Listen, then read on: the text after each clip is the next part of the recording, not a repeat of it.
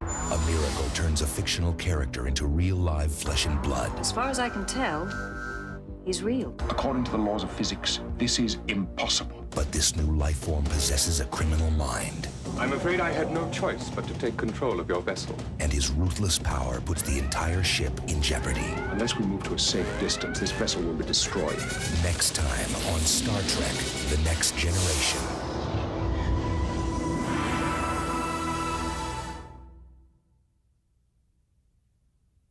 A fictional criminal comes to life and endangers the entire Enterprise on Star Trek: The Next Generation.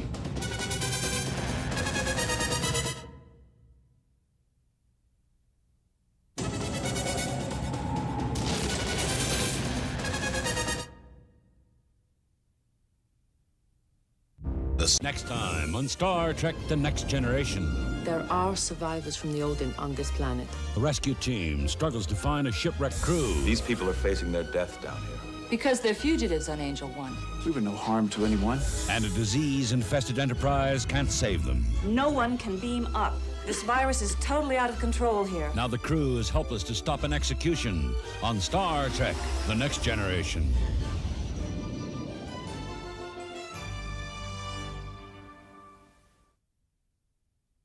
The crew's rescue mission These people are facing their death down here. can't stop an execution on Star Trek: The Next Generation.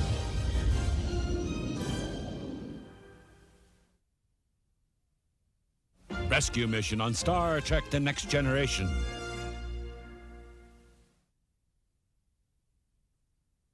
Next up. The hunt begins for the most incredible discovery of the 24th century. This is a jigsaw puzzle whose pieces are scattered across the galaxy. But the Federation's greatest empires will kill to possess it. We will die together, brother. Now, Picard risks his entire career to unravel its dangerous secret. I will take the full responsibility. Before this unknown power changes destiny forever. Next time on Star Trek: The Next Generation.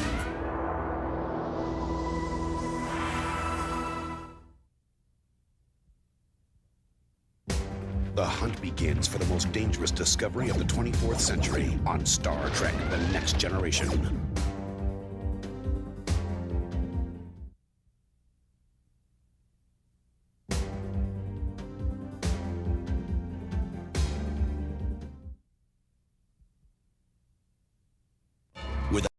Data's joined forces with the deadliest of enemies. Data, I can sense feelings in you.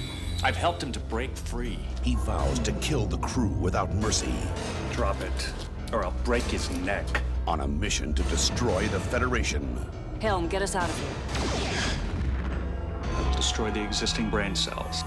I want you to kill Picard. On the next exciting episode of Star Trek: The Next Generation.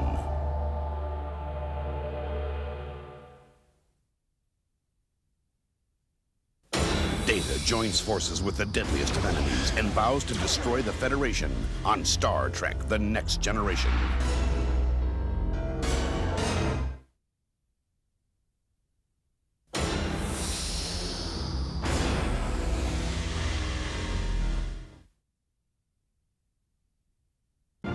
Next time on Star Trek: The Next Generation. Data's in the hydraulics room alone, and we're hearing laser blasts. An invisible enemy attacks. What is it? Could it be alive? And a small but powerful life force is unleashed. Evacuating lab. Now it's growing. This keeps up, it'll tear up the Enterprise. And declaring war on the crew. It has the power to destroy this ship and everybody on it. On Star Trek: The Next Generation.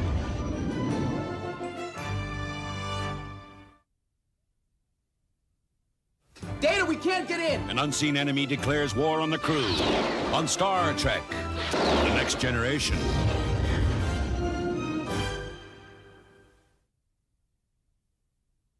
An enemy life force on Star Trek: The Next Generation.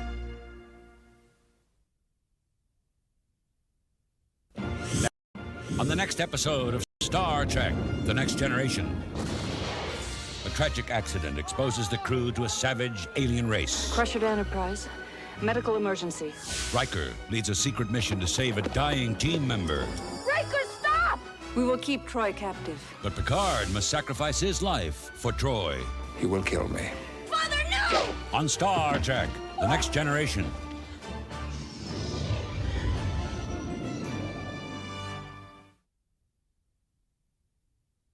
A secret rescue mission endangers Consular Troy on the next exciting episode of Star Trek, The Next Generation.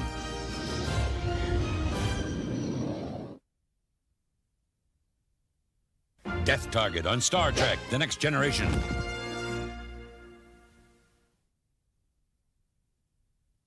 An innocent girl creates the ultimate fantasy. How come I can see you? A real live imaginary friend. No one will know.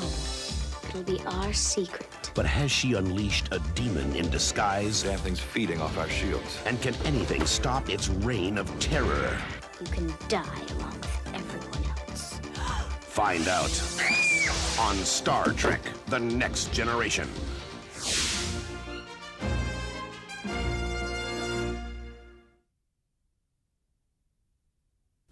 An imaginary friend poses a real-life threat to the crew of the Enterprise on Star Trek, The Next Generation.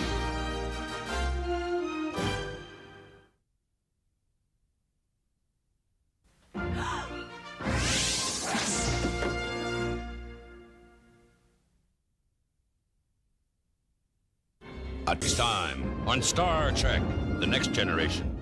We are all in this together. A deaf mediator hopes to bring peace to a war-torn planet. No, never, never. But a sudden attack kills off his translators, Beam us up now. destroying any chance of a ceasefire. We need you. On Star Trek, The Next Generation.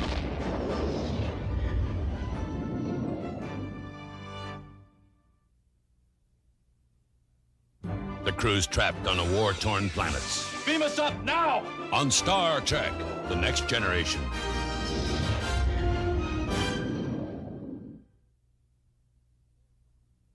War-torn planet on Star Trek, The Next Generation. Next time on Star Trek, The Next Generation. Thou art directed to return to thine own solar system immediately. A hostile alien threatens the Enterprise.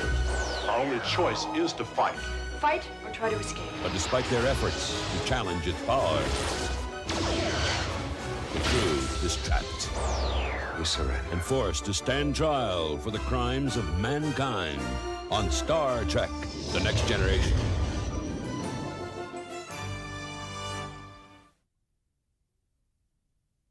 Hostile is now beginning to overtake us, sir. The crew tries to escape from an alien bar on Star Trek, The Next Generation.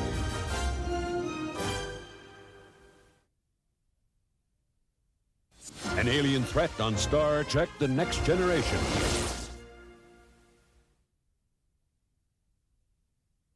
Next time on Star Trek, The Next Generation. Whether or not I see Wesley is for me to decide. It is not. A mysterious princess is love-struck with Wesley. Leave her alone. But a powerful guardian will kill to protect her secret. What's going on? Just go, please. Has Wes uncovered a hidden terror that could endanger the Enterprise? Find out on Star Trek, The Next Generation.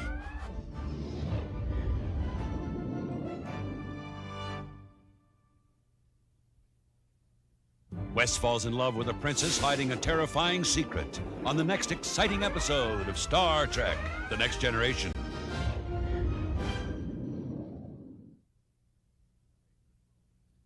Dangerous romance on Star Trek, The Next Generation.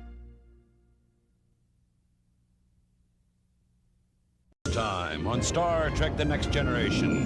The crew is tested by the evil Q. You're running out of time, Captain.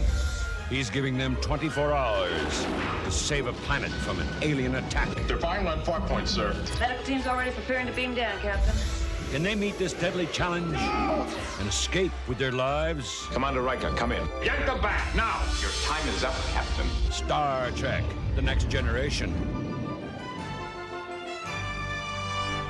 Hey yo, hello everybody. Are we ready? Are we feeling? Are we feeling very romantic? Are we feeling passionate? Are we feeling like we could do with the perfect mate in our life? Hello, everybody. Are we feeling love at first sight romantic, or are we feeling arranged marriage romantic? Well, depends on your culture. We won't culture shame here. Have you got your dowry ready? I've got 4 goats and 3 camels. Like, what have you got?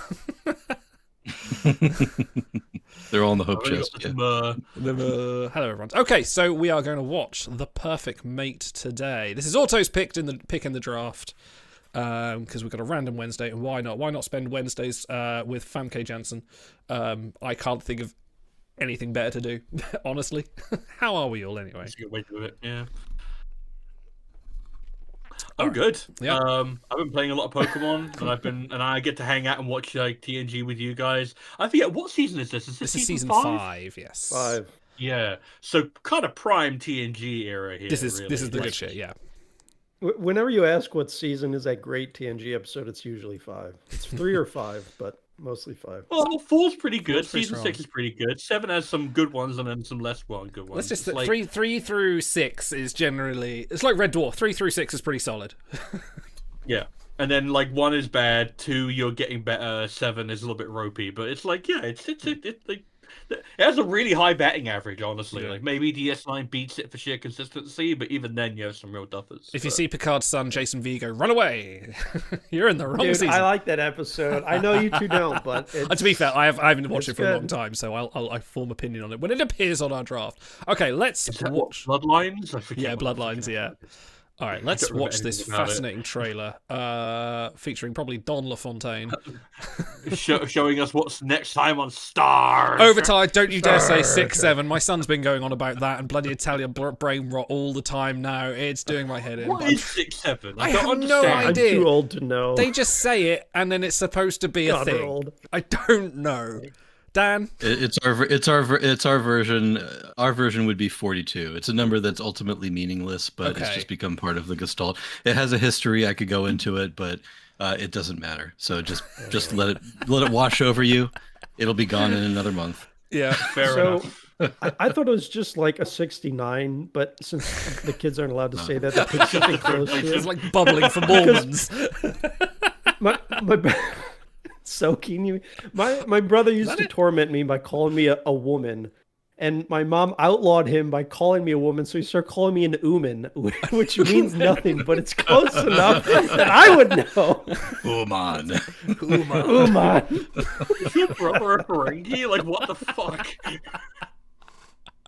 All right, trailer. Let's play the trailer in a complete reverse tonal shift. Here's Famke Jansson. Yeah. A beautiful seductress. I forgot they're all Ferengi in this episode, aren't they? Yep. Is the key to peace between our two worlds. A woman destined to end years of war. You learn so quickly what stimulates a man. Oh, I'll be in Holodeck 4. Pop music, I love it. Desires. Don't do this. This you do with men. But will Picard sacrifice peace for I feel like I'm watching like Beverly You Hills asked me to stay. 902, Master to armies Beverly Hills Cop or something. on Star Trek? Action. The Next Generation. Bald men. She's never touched a bald man before.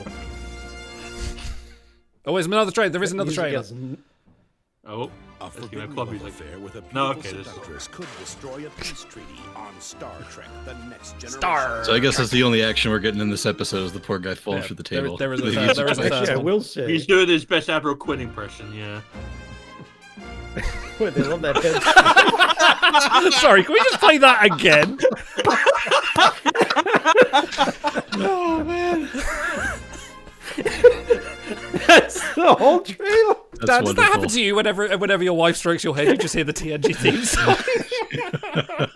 He will I was now. hoping that after she rubbed it, it would say, "Results hazy. Please try again." Oh, this is a good start. This is a good start. Wow. Okay, we need to pre-rate this based on those action-packed By the way, trailers. I will say, because someone said that's all the action we're getting. The Ferengi fall off. He's standing on some barrels or whatever, and it's actually a pretty impressive stunt fall because he just lands right on the floor. So when that happens, you'll see it and be like, "Damn, that must have hurt." Taking a tumble better than a WWE wrestler.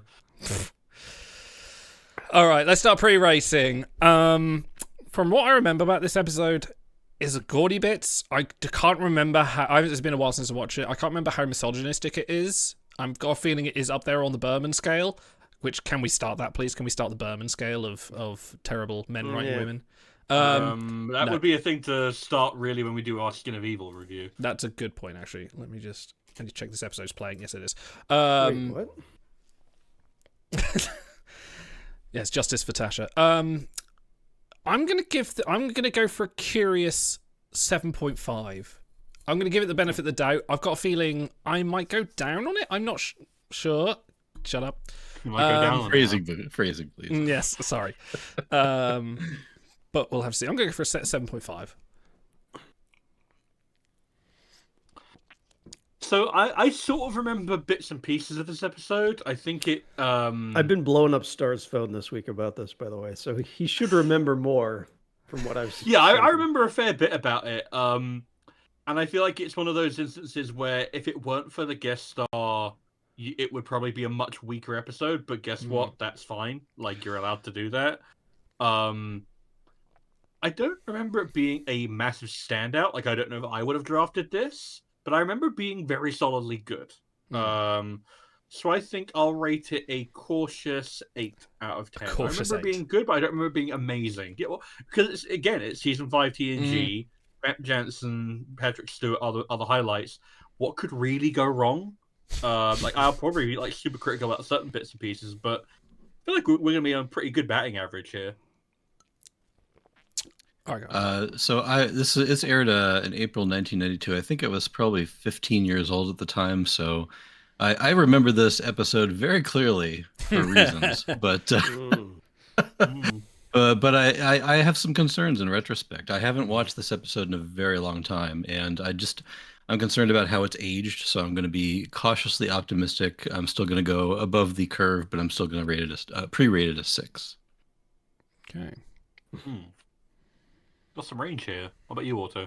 I am curious because I have such blinders. All right, I got to applaud Dan and Idle. Your objectivity. We started going through our drafted list, and you guys were able to critique it. You're like, I rated a 8, rated a 6, or whatever.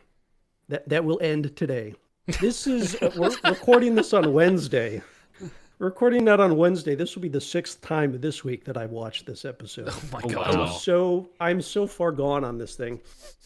All right, you have all kind of episodes, right? You have first contact episodes. You have Dan, Your Measure of a Man. It's a good human condition episode. This episode breaks Jean-Luc Picard down to his most fallible, his most vulnerable. And I say that knowing that Chain of Command and family exist.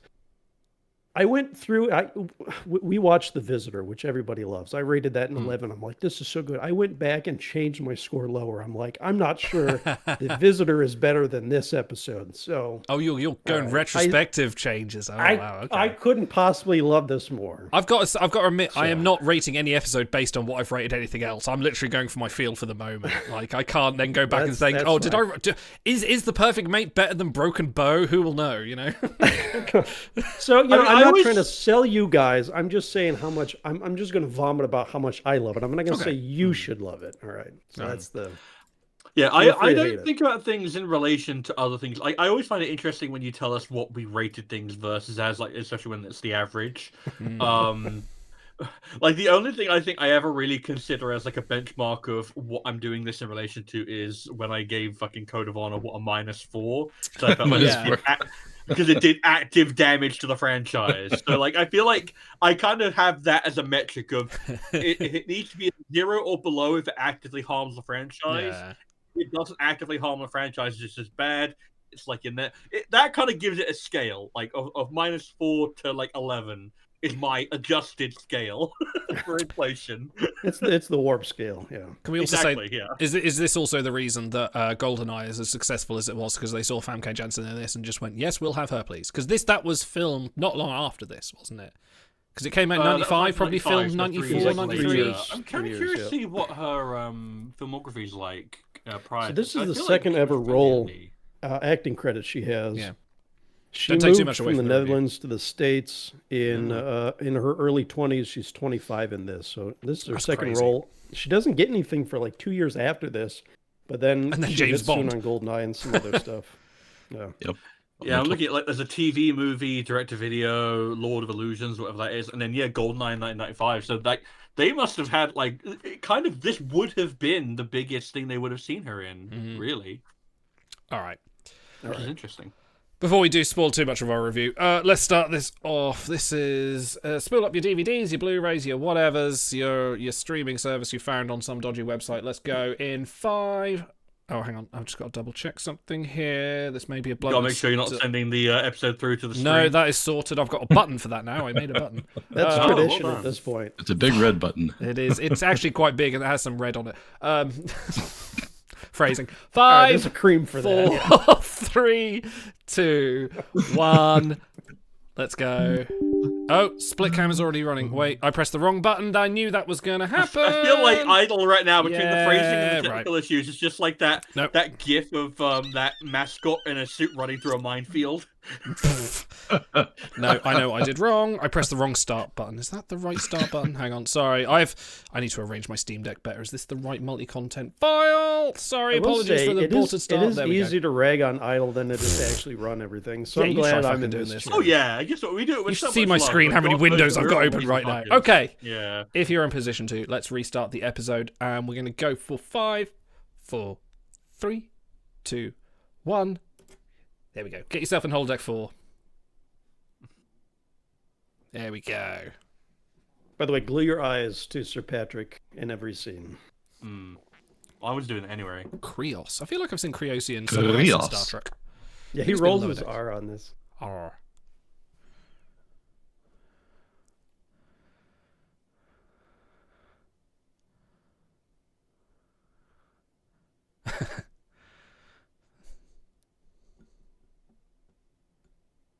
Cargo handling. I can quote this whole thing by now. The Valtese. The Valtese Vulcan.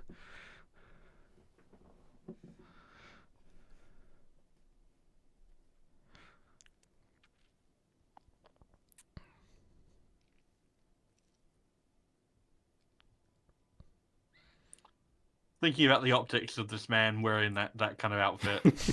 That hat is hilarious. It's Kai Min.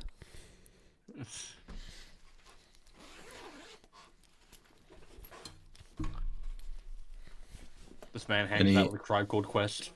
Any Buck Rogers fans in the audience here? I don't think I've ever watched Buck Rogers. Too young. I recognize Dr. Heber. So young. Watched Duck Dodgers. In the 25th and a half century. Shuttle having an issue again. Sorry, what's up? Quark Shuttle's having issues Oh, again. sorry, I thought it was something on the stream.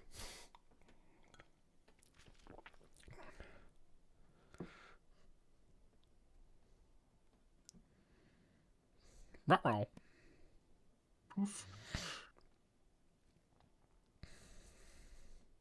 Got them, sir. Yeah, no, you're Great a line read. Yeah, oh, hey, Max. Yeah. Oh, we've got a little bit of a Dutch angle. Yeah, we there, get too. Max Gradenchik in this. Oh, nice. I love how Picard smiles at that. It's a big ship. Just a little bit of casual racism on the bridge. It's fine. Yeah, Wolf Right's there. Wolf's right Well, there. they're fucking annoying. God, the height difference is so great. Now watch Worf here.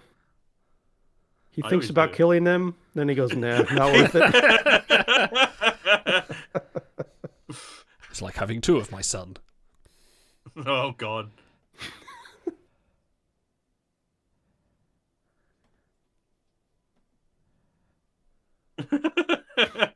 What's fucking face?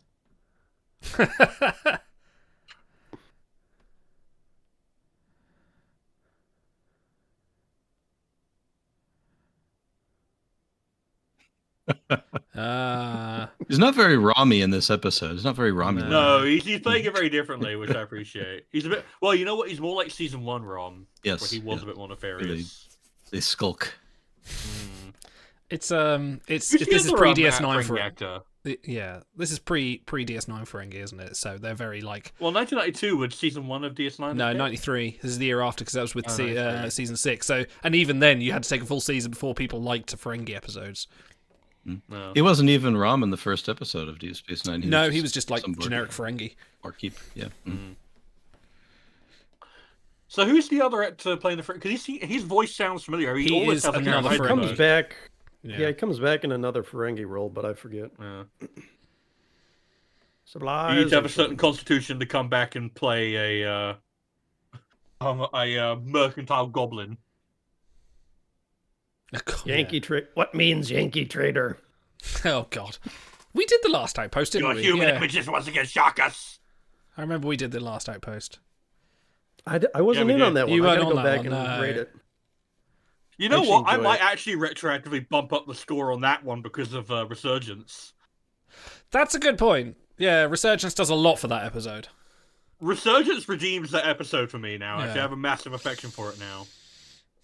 Oh, so the other Ferengi is Michael Snyder, who played crewman Dax, unrelated in Undiscovered Country. Oh, there right. you go. Oh, if shoe fits, wear it. Yeah, That's right, exactly. Which we can tie in because Famke was offered the role of Jadzia Dax. I think she could handle that. Honestly, I think I was a good pick. I like to think she did one episode and saw Rick Berman and went, no. I can't destroy him with my thighs, so you know, or with my mind. Ballpark. Sorry. Fuck. Ah, one of your human idioms. Has he got trill spots? Yes, there's a fun fact about that later. The Trill steal it from Famke. Oh. Don't steal all my bits. Sorry. I like the framing in this. Yeah, it's a nice shot, actually. It's a nice track, a nice follow shot. You don't get a lot of that, I don't think, in TNG, really. It's nice that they take the time to make full sets for just like one episode as well. You don't see a lot of that these days either. Unless this is like someone's actual... Actually, is this not the place in Code of Honor? But they've just put a wall around it. No, it's not. Okay. No, it's a very different set. You shall have no Kamala. Very good He looks like the letter. He looks like the letter A in in silhouette. Sneaky, sneaky. So when Picard, when the Mind Stone! Ulrich asked for security to be put around the cargo bay, Yeah. what he meant was, "I won't do anything." Yes. Worf could not be bothered today. Didn't even Or lock saw the blue fucking barrels door. and he noped. Oh, here's another good framing. Look at that. I will do anything. Anything. Anything.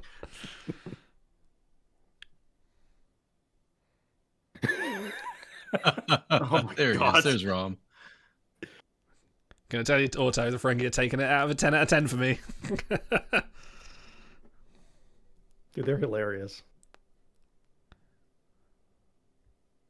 Must you? Palanor. Look at Geordie like, can you get this fucker out of here?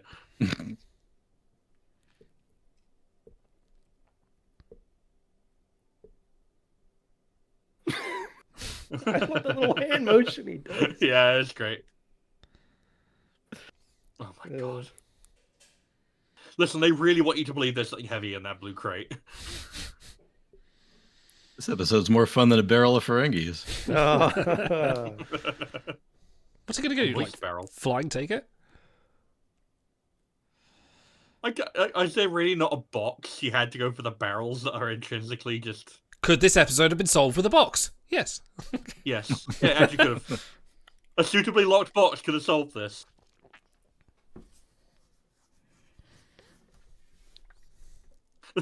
Geordie's like, oh, it's a the station off. dolphins. Cute. Yeah. Nice. First, yeah. We have dolphins.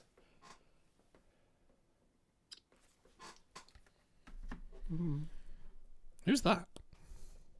Riker, your mum's here. An ensign. Ensign no lines. I didn't bother putting a guard on the door. I love how he locked his console just then. He Control Alt Delete locked it. Like, no one's touching this while I'm away. It really does look like an Infinity Stone. It is. doesn't It's the Mind Stone. All right, watch the fall here.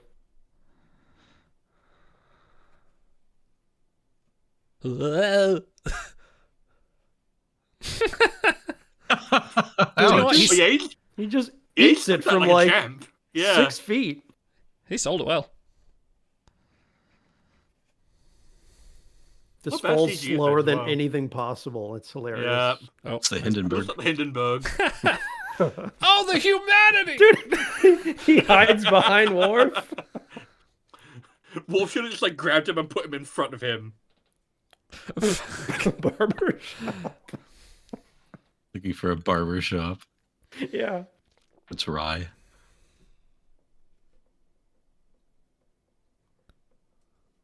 In fact, all of you go. Leave me with the cargo. Go guard the door like you didn't before. No, that's a different episode.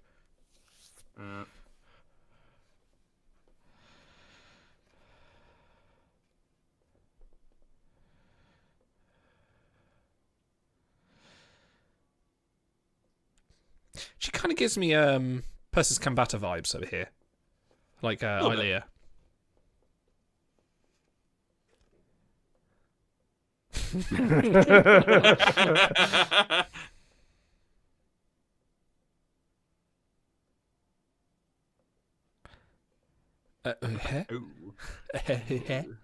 You rarely see him speechless.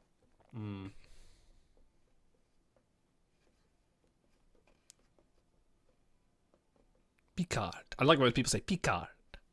Do Worf's or Riker's giving her the once over in the background? Oh yeah.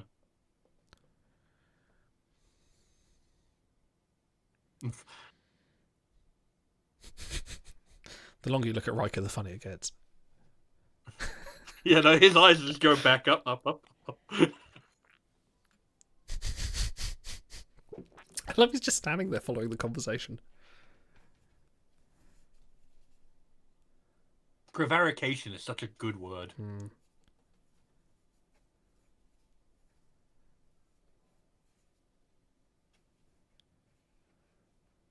I find that's a distinction without a difference, buddy. Riker's fucking face.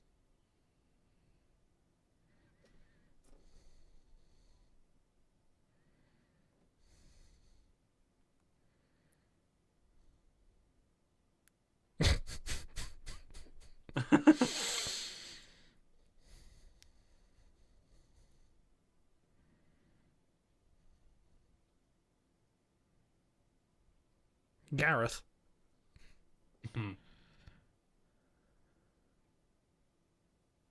I do like the world building from the Creosians.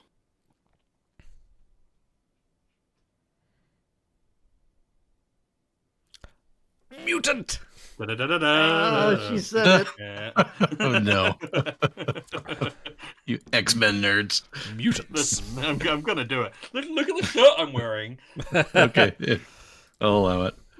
Well, it's no Buck Rogers, but it's a decent franchise.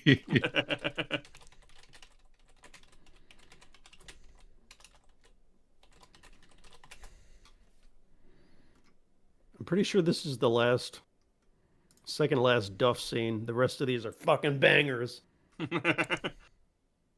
Listen, you only have to give it 12 minutes, then it gets real good. I like a lot of shows.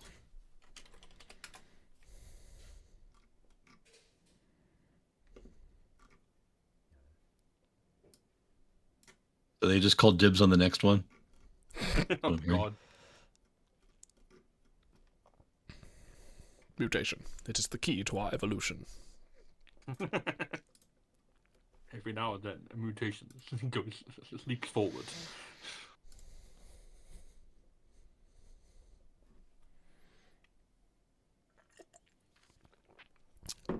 Oh, hey, wish I was Wolf.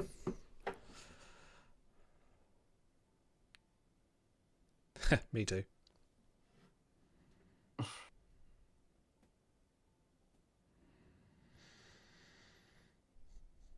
I can see why you've Her watched voice this 6 sounds times. like Ilea. It's got a strange quality to it. It's a It's little called Dutch. Yeah.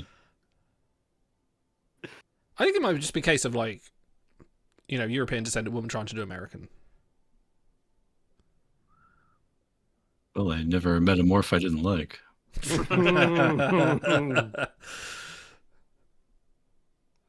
He's really trying to downplay it. He's a professional. No. Yeah, I appreciate that. Yeah.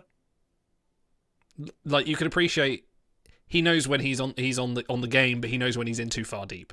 I think this is where he realizes, Exactly, like, yeah. oh no. He's about to go off the deep end. Here we go. Like when he opens his mouth, just like a fish feeding or something. It's like a shuttle bay. Here comes the shuttle. No.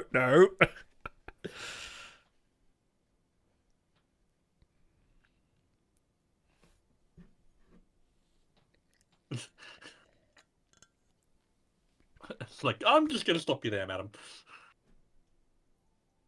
This is such a fucking Riker line. God. Mm-hmm. Yes. Yeah, I could see him saying that to Guinan during that flirting session. Yeah, I see why you've watched this 6 times, Auto. No, it legit has nothing to do with subtitles. How she looks. Look, none of you would pull back so quickly, all right? I mean, I would. Well, yeah. No, what if it was Riker? No, what if you were Kamala? No, if it was Riker, you... The correct question is, what if it was Worf? Okay, fine. God, she's so fucking hot. I'm... You know, Agreed. It's not the point of the episode, No. but...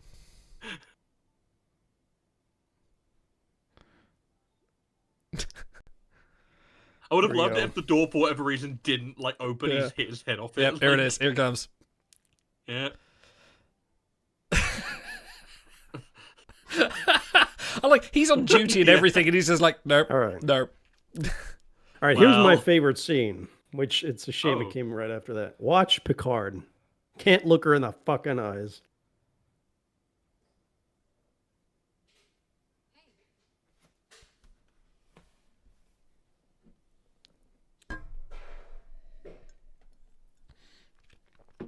She got a Scotch egg.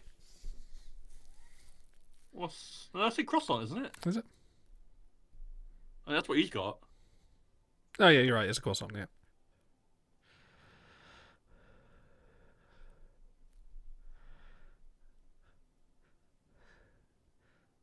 Petty's being. He's been quite bitchy. Because he knows he's wrong. Yeah, he does. Don't you hate when people get loud and sarcastic when you prove that they're wrong? Yeah. Dude, she's roasting them. This is great. Is this Beverly- wig is Beverly era the best Beverly, character or is on that her TNG? hair? Maybe. I think that's, yeah. I think that's her hair. This is technically a briefing room scene, right? Time to briefing room, 16 minutes. Okay. That's not bad for a TNG episode. Some good mirror shots in this too, by the way. Hmm. Oh, yeah, shit, yeah.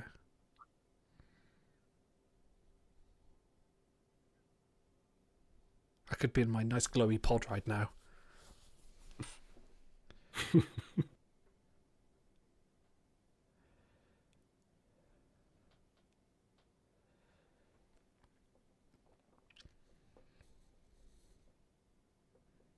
Actually, Brian Fuller was a massive Star Trek fan, wasn't he?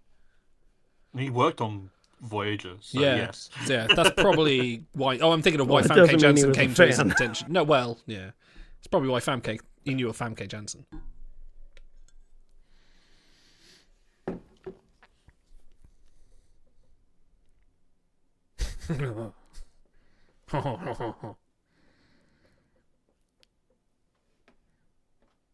He has Beverly.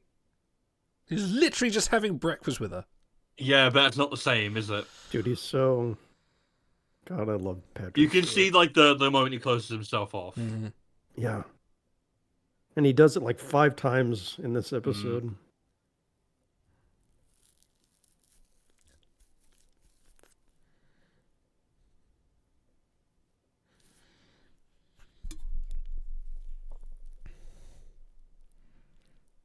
That's a bit of a Mr. Worf, bit of a choice of a statement. are you taking that personally?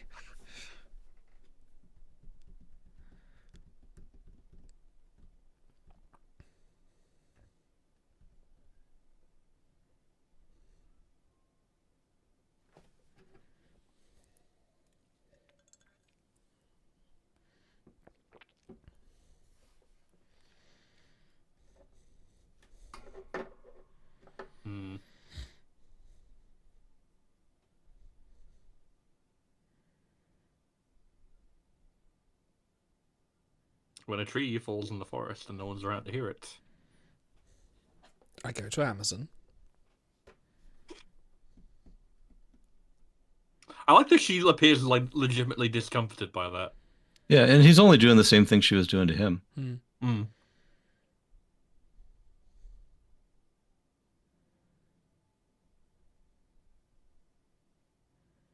She's turning on the pheromones. Yeah. I watched Watch. He walks backwards out of the scene. Bump into the door. He's disappearing into the hedges. Yes. No, for my sins, I watched Section 31 again today to do some transcribing, and there's the scene with the Delton who just does the whole, like, you must love me kind of thing, and this was just miles in leagues ahead of that. Like, that was very shallow and fake, and this is just like...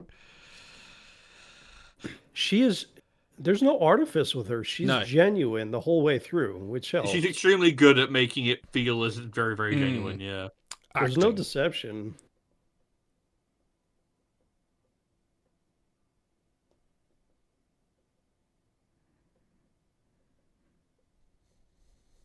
Don't make me stop playing my xylophone.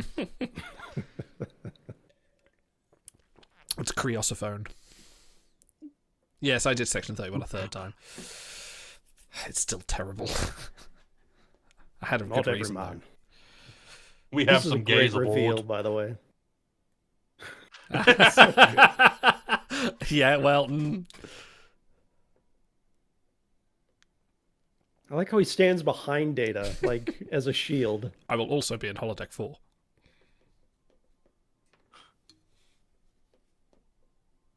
He's fully functional.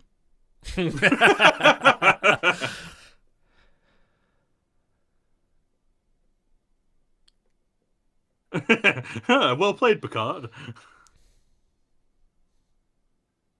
Uh-oh. Now, Data, I have to ask why you thought this was a smart idea. Yeah. Because he doesn't understand. Like, not the Arboretum or anything, like the straight to 10 forward. Look at her. It's just like, it's like, yeah, I'm in my place. I need to leave. Get me out of here. Diana. I mean, to be fair to him, he's removing himself from a bad situation before it gets worse. He's a pro. Yeah. What are these? TOS mining crew? Yeah. Yes, they are.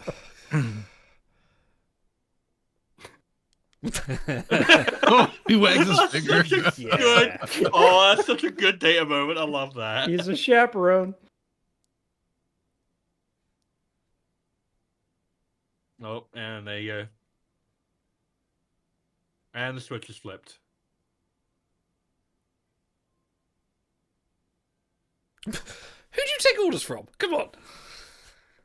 Yeah, good boy.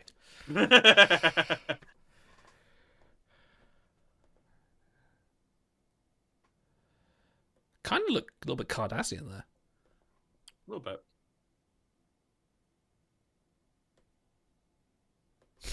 Oh. Wait, isn't that cetacean ops?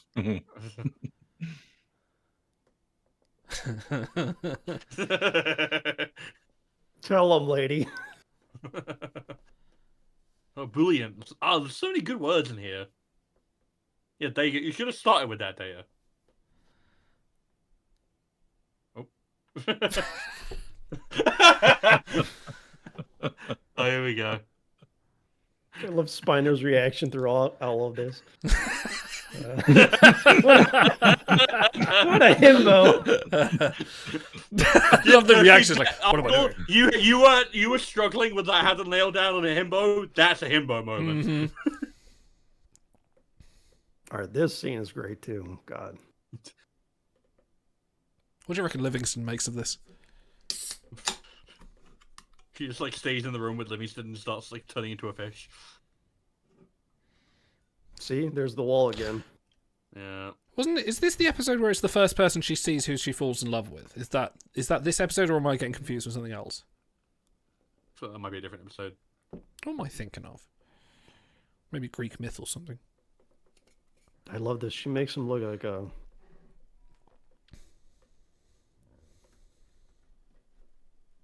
Cool. Gulp.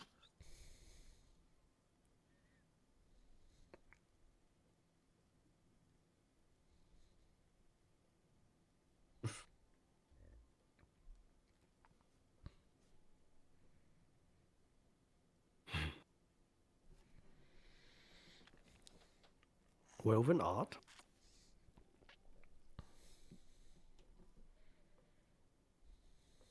I love watching them geek out about archaeology. Yeah.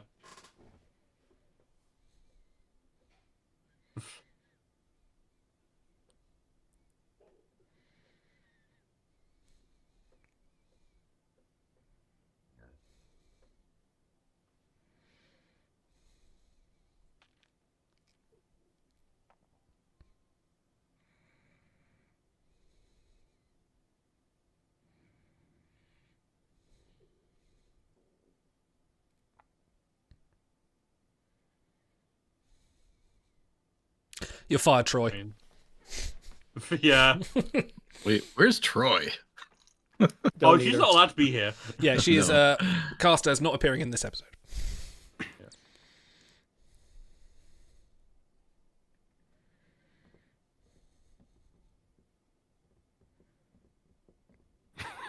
A lot of French person, and a little bit of Borg, and a massive stick. And these Watchalongs beneath me. Oh, how dare you in this episode, Dan? This is a classy episode. Yeah. I missed that. What did you say? You'll have to watch back. I'll rewatch. That's why I'm sitting down. I'm flexing my thighs. This is great.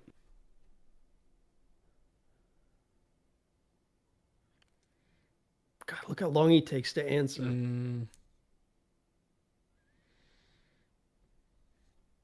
Still not answering. I'm sorry, it is a no. It's a no.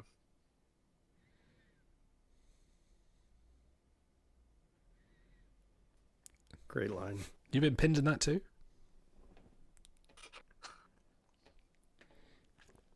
Oh, how can you not love the writing in this? I don't know. I'm just thinking about. She said Walls of Jericho. Now I'm thinking of Y2J. Right, well, I'm gonna mute Idle for all of the emotional, romantic episodes from now on.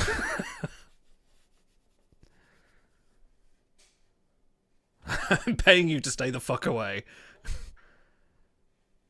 Oh no.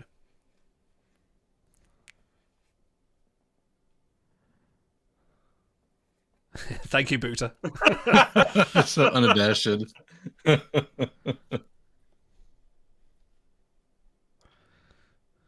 They was thinking we have a set built for 10 forward. You're probably not wrong. I like that shot. That was quite cool. There's some good camera work going on here.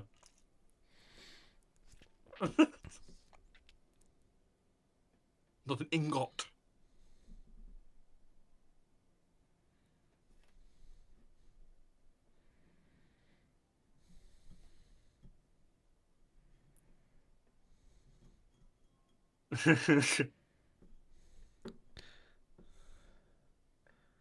Oh, action.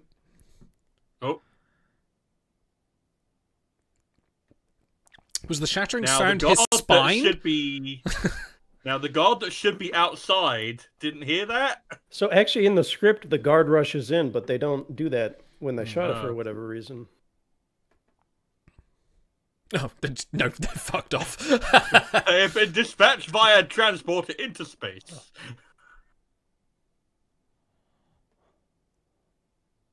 Some what we table. got back didn't live long.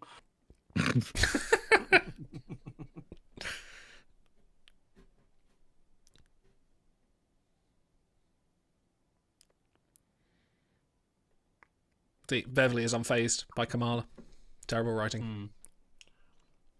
Well, no, she did say that it only works on a man, so... Oh, did she? Okay.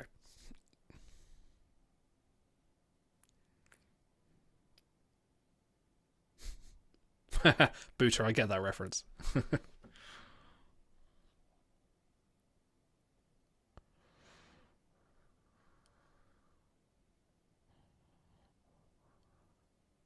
Stop trying to pull me into your bullshit.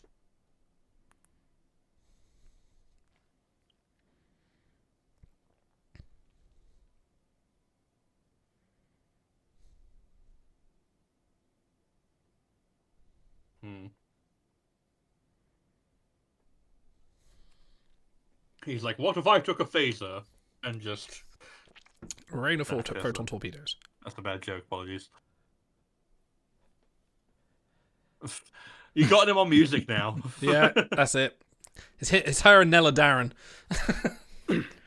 I mean, there you go. You've got a side band of them, going. too. Yeah.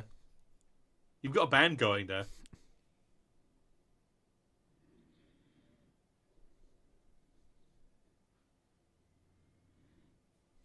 Was that before or after your mother killed herself? Don't bring up Picard season 2. I've been seeing quite a lot of it, actually. Why? Watch shorts. The way he rolls his that shoulders nice back little- when I he's love that little- uncomfortable. Yeah. This is a different side to Picard we don't see like in Very different. any yeah. other episode. You don't see him smile quite like that in almost any other And then episode. as soon as she says, thank you for putting down your guard, he puts it right back up. Yeah. Yeah, the moment you draw attention to it. Is the Schiller rating for this going to be how many Creosian xylophones out of 10? I'm actually pretty proud of this one. Okay. I'm glad you came prepared. Oh. Another good line. There's something a little bit 50s sort of like rom-com-y a little about like the banter here. I appreciate it. See, when she talks about his interests, he opens right back up.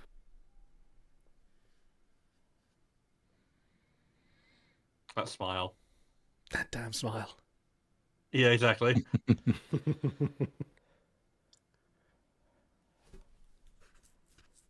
And there's the reminder of what she is and what she's been designed to do. Do you know what? I just thought of like an alternate ending. What if like she beams down to meet her mate and it's the spitting image of Picard? That's a very different episode. That's a Twilight Zone.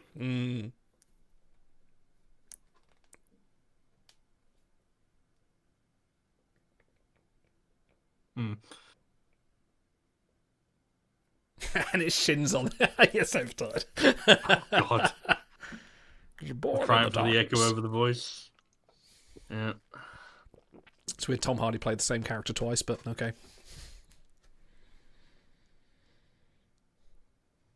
No, it is a lonely existence.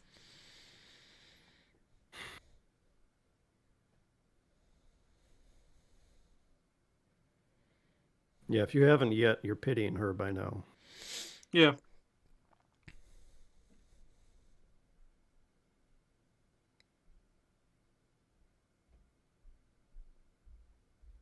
Who feels sorry for Ramiro? I think, yeah, I still think I think yeah, she has already, hasn't she?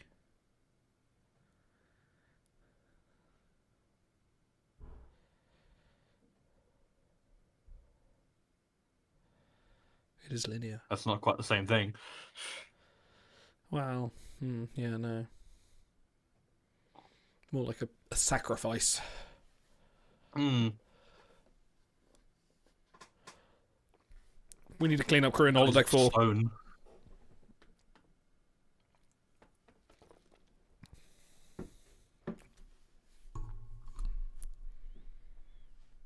So watch how he enters the room here. Here at top, slower. ladies and gentlemen. A little bit.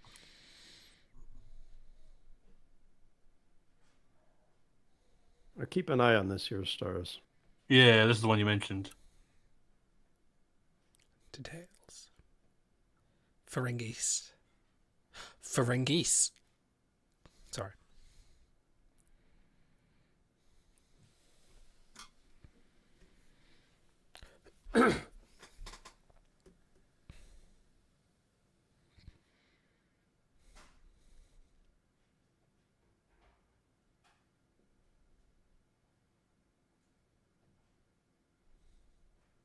Uh-oh, trade politics. We're getting into some Phantom Menace territory here. Hell yeah, sign me up. He wears that sash with panache.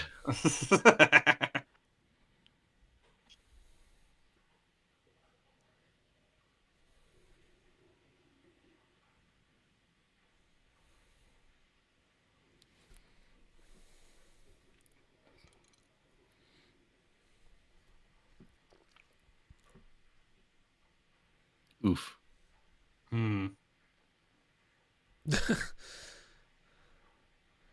If All right, looks could Palpatine. kill. Yeah. That look of slow loathing. Ooh, that's a nice shot of the D. No, but Come no, on, no. idle With teasing, come on now. Please. Picard is trying so hard to be nice about this man.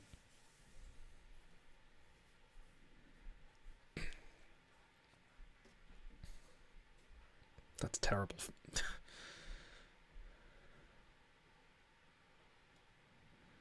Earl Grey hot.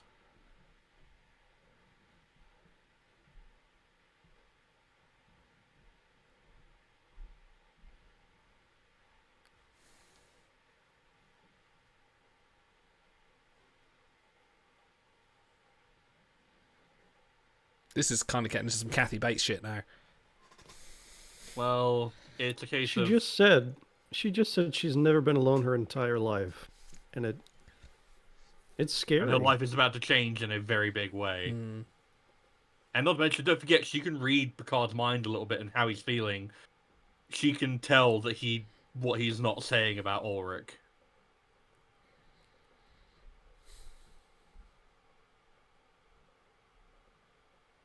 Oh, cheaped on the FX budget there. T just appears. That's called being economical. Supposed to spend all their budget on the glowing Mind Stone. Yes. I love this little bit where he gets uncomfortable about his voice. I've been there. Ooh. Thank you. You're my perfect mate. Aw. She brought me a cookie. Oh, that's cute.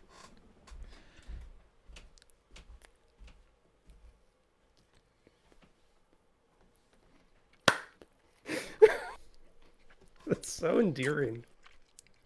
I've never seen a bald man before. Yeah, Anisia's just a rip-off of Kamala. Well, yes, in a lot of ways. Yeah. And you can see him slowly drawing himself back.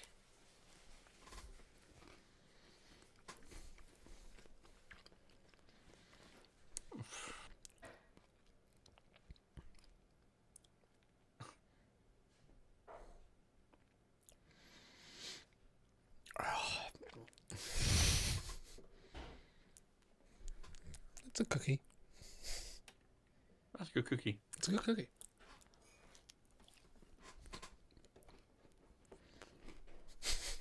I love the way they light her in this. Like, it couldn't be...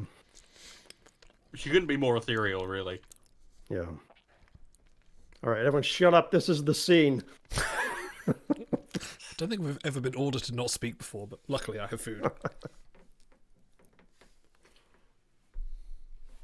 He looks fucking depressed. Yeah. Absolutely miserable. No, Picard.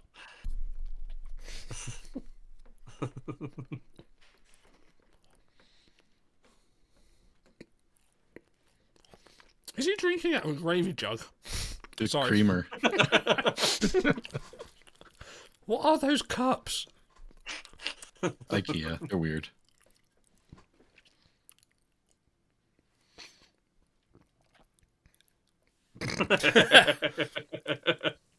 Again, the eye contact. Yeah. When he calls back to their earlier conversation.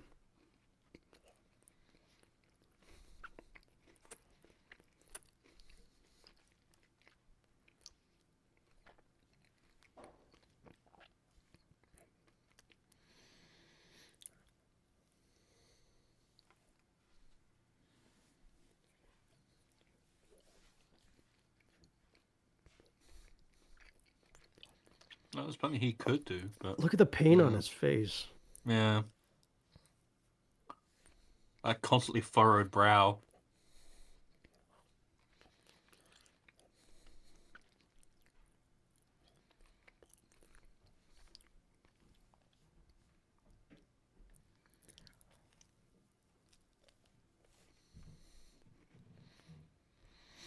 How often do you see selfish Picard?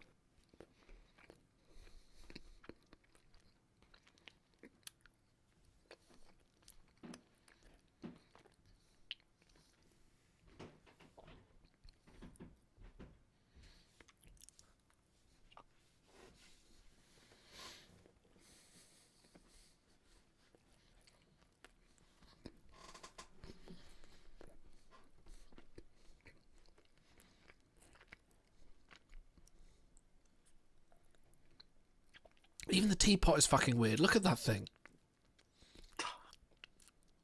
How often do you see Picard go in for a touch, like for physical contact?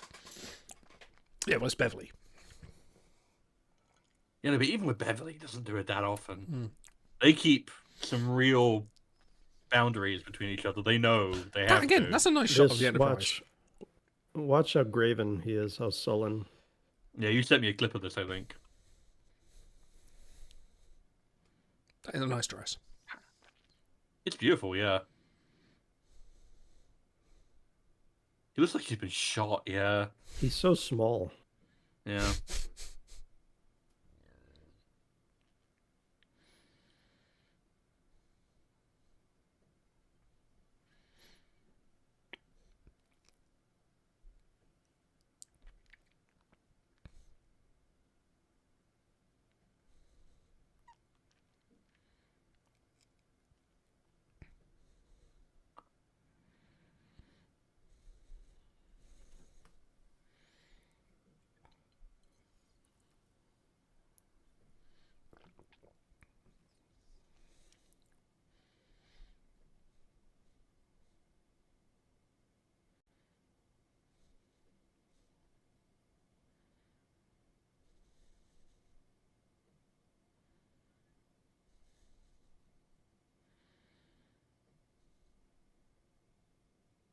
I thought I remembered this. I love that line. Shut the fuck up, Data. Yeah, when she came out, she was literally the first person he saw it, so she bonded with him. I thought that beats Riker's Ruin 4, 5, and 6.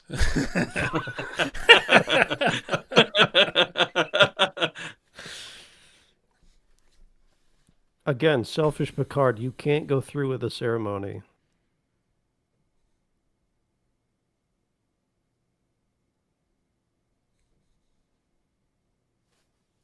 That's so sad. She's not even married and she's already trapped in a loveless marriage. And the slowness with which he turns.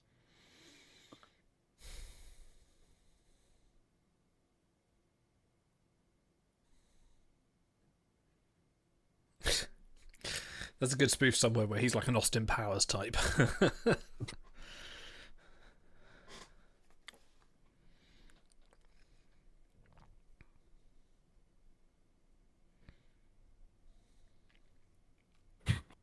If I get married again, I might just wear her dress.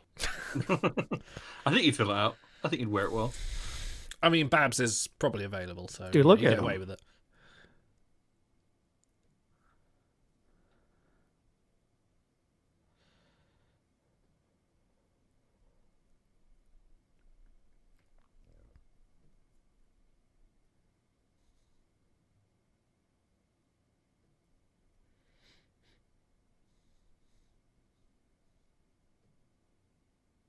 Do you think he would rather be here or with Madrid on Cardassia?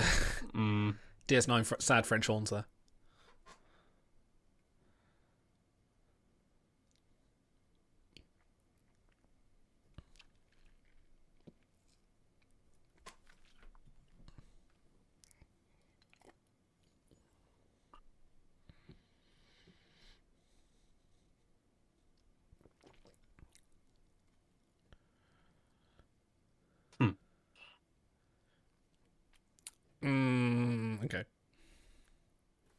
Okay, there we go.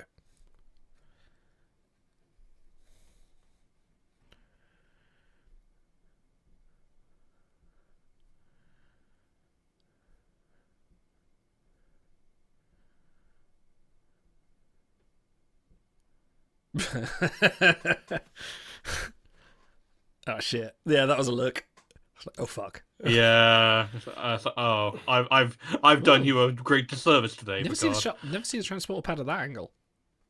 Hmm.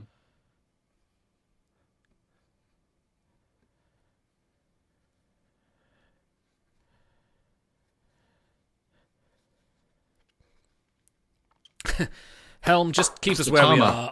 We're not going anywhere. I'm just going to mope about in this sector of space for a good 2 weeks. Well, there he goes. Yeah. Okay. Da-da-da, da-da-da. I have to sing it, otherwise people might not know when the ending has happened. Okay, I am going to very quickly go to the toilet for unrelated reasons. Be back. Shocking. Holodeck 4. I gotta say, for an episode that was basically just in its entirety people standing in rooms talking, that was quite a banger. So, I mean, TNG was the master of doing that, really. So, so we did Voyager's Counterpoint last time, Dan, and we were talking like, oh well, no one but Janeway gets lines or whatever from the cast, and it's like, well, that's fine because you have 150 episodes. And, if you're all working to solve a problem together, then yes, get everyone involved. But if it's a romance or if it's a specific kind of story, that's part of the reason I love all those episodes in a season is you can do something like this. Like Troy wasn't even there. Did it matter? No. I mean, there's a lot of episodes where main cast just don't show up and it's fine. So. Yeah, I have to think, would this episode be different if Troy were present? And I think it would be objectively worse. I just, I loved, we'll get into it later, but I love that Picard was able to confide in Beverly. And she's the linchpin. Yeah. Yeah, I've got notes on that. She rips him a new one, right? She gets 3 scenes. The middle one is her, like, diagnosing Ulrich or Briam in sickbay. The other 2 are like 2 of the best scenes in Star Trek. So don't talk about the review yet. We haven't started. We're just shitting on Idol for having 0 emotional intelligence during this entire thing. You've met me, right? Christ. Okay, let's start this review.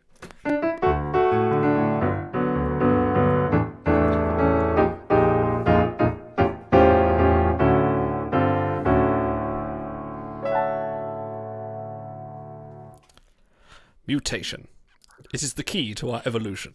It has enabled us to evolve from a single... Okay, no, I won't do the full X-Men intro. Hello, everyone. Welcome to our Star Trek, as we review every single episode of Star Trek. Unfortunately, that has brought us to Season 5, Episode 21, The Perfect Mate, as selected by none other than one Automaton 2000 to my right here on the screen. Also... Why did you pick The Perfect Mate? What was your inspiration for having this as your draft pick, which we picked? Yes, yes, Dan, up there, as your draft pick for this session. So I always remember that the final scene with him and Beverly in quarters, where he says, and we guffawed over the line, but he says in the smallest possible voice, "May I take off the uniform for a moment?" And he lays himself bare to her. And I remember that scene as being awesome. So I drafted it somewhere in the middle rounds. And then I went back and watched it. And I'm like, this is even better than that. And I watched it again. I'm like, here's something new that I love more. And I kept watching it over and over and over. And I kept finding new things. And if I wanted to show someone said, okay, how good an actor is Patrick Stewart? I would probably show them this episode. This is not... This is not the mission statement for Star Trek. It's not the best first contact scene. It's not the most intelligent script out there, but he's acting his ass off, and they take him to the very tipping point, the very brink. Is he going to crack? Is he going to give up what he spent his life defending? And I think he does crack, and funnily enough, she pulls him back when he says, "You can't go through with this." And like he's about to jump in the camper van and run away and leave the rest of the wedding party standing there while those 2 go off on an adventure. But they don't do it. They pull it back. So his acting is off the charts in this episode. Okay. He does so much with the blank space in between lines. He yeah. knows exactly how long and when to pause for effect. It's the the classically trained actor just really taking an important script and bringing it home. This is like peak Patrick Stewart's Picard, really. And these few seasons, 3, 4, 5, 6, 7 as well. This is like the era that kind of he defined himself as this kind of actor. We've all sort of shit on Patrick Stewart for like the Picard seasons being like, yeah, you're a bit old, and you've kind of like, yeah, you've still kind of got a little bit, but it's not. These are the reasons it's not the same as episodes like this. This was directed by one Cliff Bowl. We remarked on a couple of odd angles and tracking shots that were all very good, to be fair. There was different shots of the Enterprise in this episode, transport rooms at Dutch angle, different scenes, things like that. It was done by Cliff Bowl. He's also done The Best of Both Worlds, Unification, Ensigns of Command, and Tuvix, which is, fine. A very popular episode. But yeah, he's definitely got his own directorial style that I kind of like, that I never really noticed until I kind of was looking out for it this episode. So, some interesting writing credits on this one. This was written by Rene Echevarria, who also did... This is a two-writer team. So, Rene Echevarria, apologies if I'm not saying the name correctly, who did The Offspring, who did Iborg. Echevarria, thank you. The Offspring, Iborg, Dark Page, Rejoined, Children of Time, like very powerful kind of episode. And also by someone called Gary Piconte. Now, Gary Piconte is a pseudonym. Gary Piconte is a pseudonym for Michael Pillar's friend Ruben Leader, who apparently disliked the rewrite so much he actually asked, can I not be associated with this? This is the only time that a writer in the entire of TNG has actually requested a pseudonym during Michael Pillar's time in The Next Generation. I was going to say, there's got to be something in season 1 or 2 that had like the very probably. But Gary Piconte or Ruben Leader has also known to have written episodes of Magnum P.I. and 66 episodes of a show called Flipper, which is apparently about a citizen. Well, it comes back around to dolphins, doesn't it? Yeah, it does come back down to dolphins. Yeah, Dr. Keith Ricks returns to Florida to lead a team of scientists studying dolphins, and we do get the first Citizen Ops reference in this episode, so it comes around full circle. Yeah. Little did we know. Nobody remembers Flipper? I don't remember Flipper. Flipper. I don't think I ever watched. They call him Flipper, faster than lightning. No one you see. Anyways. That's so we got a Flipper reference. No, we've got please, Buck Dan, Rogers reference.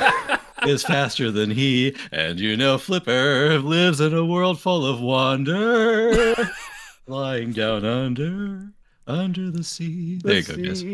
Wow. The only kind of dolphin-related sci-fi thing I remember TV is so weird. The only thing I remember is Sequest DSV that had that dolphin with the translator chip implanted in it so it could talk English. And anyway, we're getting off topic. Stars, Dan, what did you think about this episode overall? Stars ego. Yep.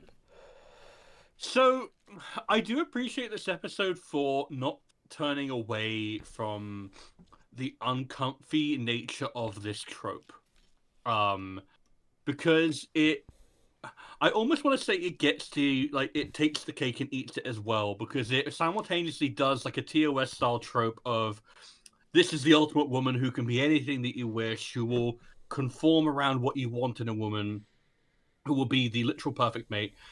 But whereas TOS, I think, would have like softballed it if they had even addressed the uncomfy nature of it at all, this literally has Beverly completely just, here is what is wrong with this, by 1990 standards, by 2360 standards, and we are aware of what is wrong with this conceit and what it says about agency, but it also kind of doesn't stop itself from being a very romantic and very tragic episode, even with that uncomfiness intertwined with it. And it's one of those instances where, like, I've talked with Otto in the past about what's the Outcast, I think it is, the TNG non-binary episode, and how I'm not a massive fan of it. Otto has elucidated some of the better parts of it. And it's like it's one of those things where like I probably need to give it a proper rewatch. But whereas that made me like uncomfy in a way that I wasn't sure that the episode wanted me to, this makes me feel uncomfy in a way that I'm like, no, the episode wants me to feel like this, and then is slowly taking me. It really puts you into Picard's mindset, and you follow through his emotional journey. Like his emotional through line here is so perfectly sketched out, not just by the script but also by Patrick Stewart, and it takes it all the way to the edge, and I feel like it never completely it never strays into the room of like being gauche or like being genuinely just like uncomfortable. Like you're ever it nudges up against it, but it's always just very tastefully done and with very a lot of subtlety and nuance to it, which I really, really appreciate. I think this episode, we can all agree, answers the question that the episode we previously reviewed, Sarek, asks, what if Mark Lenard was 25 years old and gorgeous? I also ask myself Come on, that, I've seen The Balance of Terror. We've all been there. Okay. All right. So I will say, sorry to cut you off, Dan. I picked this one because you picked Sarek, and then Stars because you picked Counterpoint, and there are similarities. There's things that compare in both. Please continue. Yeah, and it's not uncommon that Picard has to take over for a fallen ambassador. It's one of the more common tropes to get him involved directly in a story that he would otherwise be bound by the Prime Directive not to intervene with. But in this case, it's another gobsmacking episode where upon rewatch I realized I completely missed the point as a kid. As a kid I was like, Me too. Yeah, so here's this woman that's throwing herself at everybody, and who wouldn't want her? And it seems very, very plain on the surface. But then you throw in the scenes with Beverly, and you realize that this episode is about a mature adult relationship versus a nascent youthful relationship, and it's really interesting how they used science fiction to draw Picard into this plot, because if it were anybody else, he would be able to resist, I think. And here we've got a science fiction way to bring him in and show that he does have some failings to him, which makes him much more interesting. And that he also still trusts and relies on his relationship with Beverly, which we don't get a whole lot of in the entirety of TNG. And Picard rewrites a lot of that later on, and we get a little more involvement. But it was really, and this is something I'd completely forgotten, was that he had that closeness, that intimacy with Beverly without being with her. And that's ultimately what helps him to, despite the little transgression, the little wavering at the end, what helps him to successfully complete his mission. So fantastic. Yeah, it's one of those interesting things that these scenes with Beverly, because she's not only the impetus for him to get properly involved and then become entangled in Kamala, she's also the rock that I think kind of allows him to pull back in the end. Yeah. Because she has that moment where she says, I wish I knew what I could say to help. And then Picard goes in for the rarest of things, like rarest almost than anything else, is to actually ask for touch. Like, if you think of, especially Picard's in season 1 and 2, but even throughout the rest of the series, even in the movies, even in Picard, he is very touch resistant. He does not like to be outwardly hugged. He always kind of clams up whenever Loaxana touches him. And even with people that he likes, that he respects and loves, like the rest of the bridge crew or family, he does not get physical. He does not initiate touch all that often. So the fact that he just reaches out for Beverly, and it reminds me of that bit in the motion picture, like the best scene of it is this simple feeling, that simple comfort. I knew you would rereference that. It is because a good it's parallel. the best part of the entire movie, and it kind of gets at what is important about being human is that simple feeling, that simple comfort.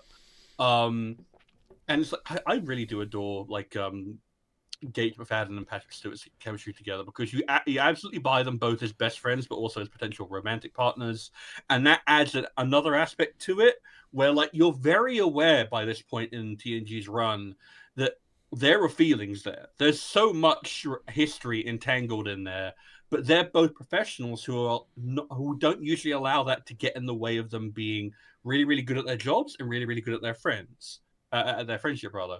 And you see that here, where it's like, there's no jealousy from Beverly or anything like that.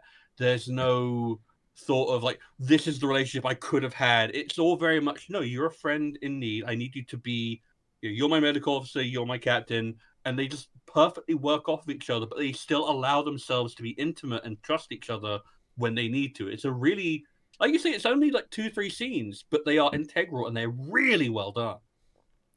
So I want to hear Idol's thoughts, and then I also want to hear Otto's thoughts on why Idol's completely wrong. No. Believe it or not, I may be quite poignant. Jesus Christ. God, I'm glad I have such a good reputation. No. By the way, okay. how many lines are in this episode? I'm going to get to that. I'll get to that. Misplaced. No. So the thing that was going through my head this entire episode, because I mentioned this to Auto pre-stream. I've read the Three Body Problem series, which is a vast sci-fi series. Starts quite simple on Earth, goes basically into realms unknown, and goes a bit mad. But there is a big section of the second book where someone has unlimited access to money, all the money in the world that they want, and they say, like, I've had this dream of this woman that I want. And they say, right, say to this person, here's what she looks like, here's how she acts, here's how she behaves, here's the person I want to have with me. And he sends her out, and they find this woman, and he marries her, they have child, and all this, and it's all happening, and then this is on the scope of the rest of the plot. But there's such a devoted amount of time to that storyline that I kind of think, like, hang on, is this the writer kind of self-inserting here? And I'm not going to say that here for a couple of reasons, because it does feel like that at first. Like, Kamala is like the perfect woman, isn't she? Like, she really is. She can read your mind. She can react to your jokes. She pretty much interacts with anyone that she wants. That it almost feels just like, wow, what if I could just write to Rene Echevarria and Ruben Leader just written, like, what if this was just the woman of our dreams, and I'm just going to put her in this story and make her act. The one thing that stops that becoming too pervasive is Picard, for a good reason. The fact that his counterbalance to that storyline, this isn't, if you would just have this woman run around the ship, just being sultry and elusive, and not elusive, sorry, the opposite of elusive, and you've got a TOS plot there, haven't you? And all the men falling in love and turning around and going, whoop, and you get the whoop, whoop, whoop, whoop sound effect and all that. But this isn't played like that. This is played a lot more subtly in places. It is a little bit more extroverted, especially in the scenes in 10 Forward. But I think when she's playing with Picard, and especially when it gets nearer the end of the episode, and you realise, oh wait, she's not my perfect mate, she's his. Because she was the first one that he saw, and so she's telepathically aligned to him. And you get the stories about, again, like the conversation with Beverly when she says, like, well, she's forced into it. But then you get Kamala's side of it, where she goes, yeah, I know I'm forced into it, but I've accepted it. And I am an awkward balance between, like, okay, she's so much of a character, and she's written, and credit to Famke Jansson for acting the shit out of this character and making me go like, oh wow, not only is she incredibly attractive, she's also selling me on it. She's also like an incredible actress that she can convince me that what she's saying actually is quite reasonable when in reality it really isn't. So I am half on like, oh, is this the writer's self-insert, but also it kind of does work in the terms of I trying to work out what kind of point this is trying to prove, because obviously there are conversations about arranged marriage and things like that, and especially political arranged marriages are very synonymous in human history from times gone out. But there are rarely occasions where synonymous where there's been an arranged marriage where the female part of it is actually willing to go along with it and actually understands why she is supposed to go along with it. So this is a very unique episode in terms of that. It kind of skirts around the misogyny aspects of it by being almost self-aware of it, to the point of where she's almost stepping out of the screen to tell us why she's doing this. Also, why am I wrong? The only thing that I disagree with from what you said is that it skirts the misogyny. It doesn't. It addresses it, like Sarah said. I've seen people say this is a misogynistic episode. No, that's why I say skirt. It kind of sits that about misogyny. Yeah, and that's the difference. I got so much to say about everything the three of you have already said. Let me start with my one memory alpha poll of the episode. Michael Pillar, in a memo to writer Rene Echevarria, said Kamala must be fully rounded, bright, engaging, with a great personality, and the audience should say, well, I see the problem for Picard. If there's no magnetic electricity between those two, then it doesn't happen for me as a man watching her, and the audience will not accept for 1 second that Picard would even give her a second thought. So she pushes a little bit, and I'll talk in a little bit why she pushes. But she pushes, and like you say, he is the good counterbalance. It's the sweet and salty, it's chocolate and peanut butter. And, she says later, that's the very reason I'm with you tonight, is because you're not pushing. You're not like the other men. God, I had so many thoughts. I got lost where I was. Focus. Let me back up to the breakfast, the Beverly scenes. I want to break these Breakfast down. of Beverly's, yes. Beverly. So unfortunately, the first one comes right after I'll be in Holodeck 4, which objectively no one can tell me is not hilarious. No, like, that is so good. We've all been waiting for that line. Yeah. Is that for years? We've been waiting for that line. Can we just say that that's one of the few masturbation jokes in Star Trek? I don't think there are many others. Well, I think my modern Trek probably has a few. Yeah, your Lurpa, he's got a bigger Lurpa than you. That was okay. We won't go there. But it was a classy masturbation joke, so we're going to allow it. He even has that moment where he's outside the quarters and he's debating what he should do. He wipes his mouth and goes, "Fuck it, I'm off duty." Yeah. I'm calling it a mental health crisis. Mm-hmm. I'm sure he was setting up the Temple of Akadar in the holodeck. All right, he was helping with the mission. He broke holodecks 4, 5, and 6. They had to go to 7. I can't even believe they have 7. By the way, that's a lot of holodecks for a ship. It's a lot of crew. All right, people. One's permanently occupied by Barclay, so that's a problem. They've got Fairhaven set up in one of the holodecks 3 and 4. They got the one for Moriarty just for Moriarty. Anyways, yeah. See, the interesting thing about the Fairhaven one is that, it's a male person, and they're in love with Michael Sullivan's wife, so they've deleted Michael Sullivan from that version of Fairhaven and decided to upgrade his wife. So, they have a perfect mirror.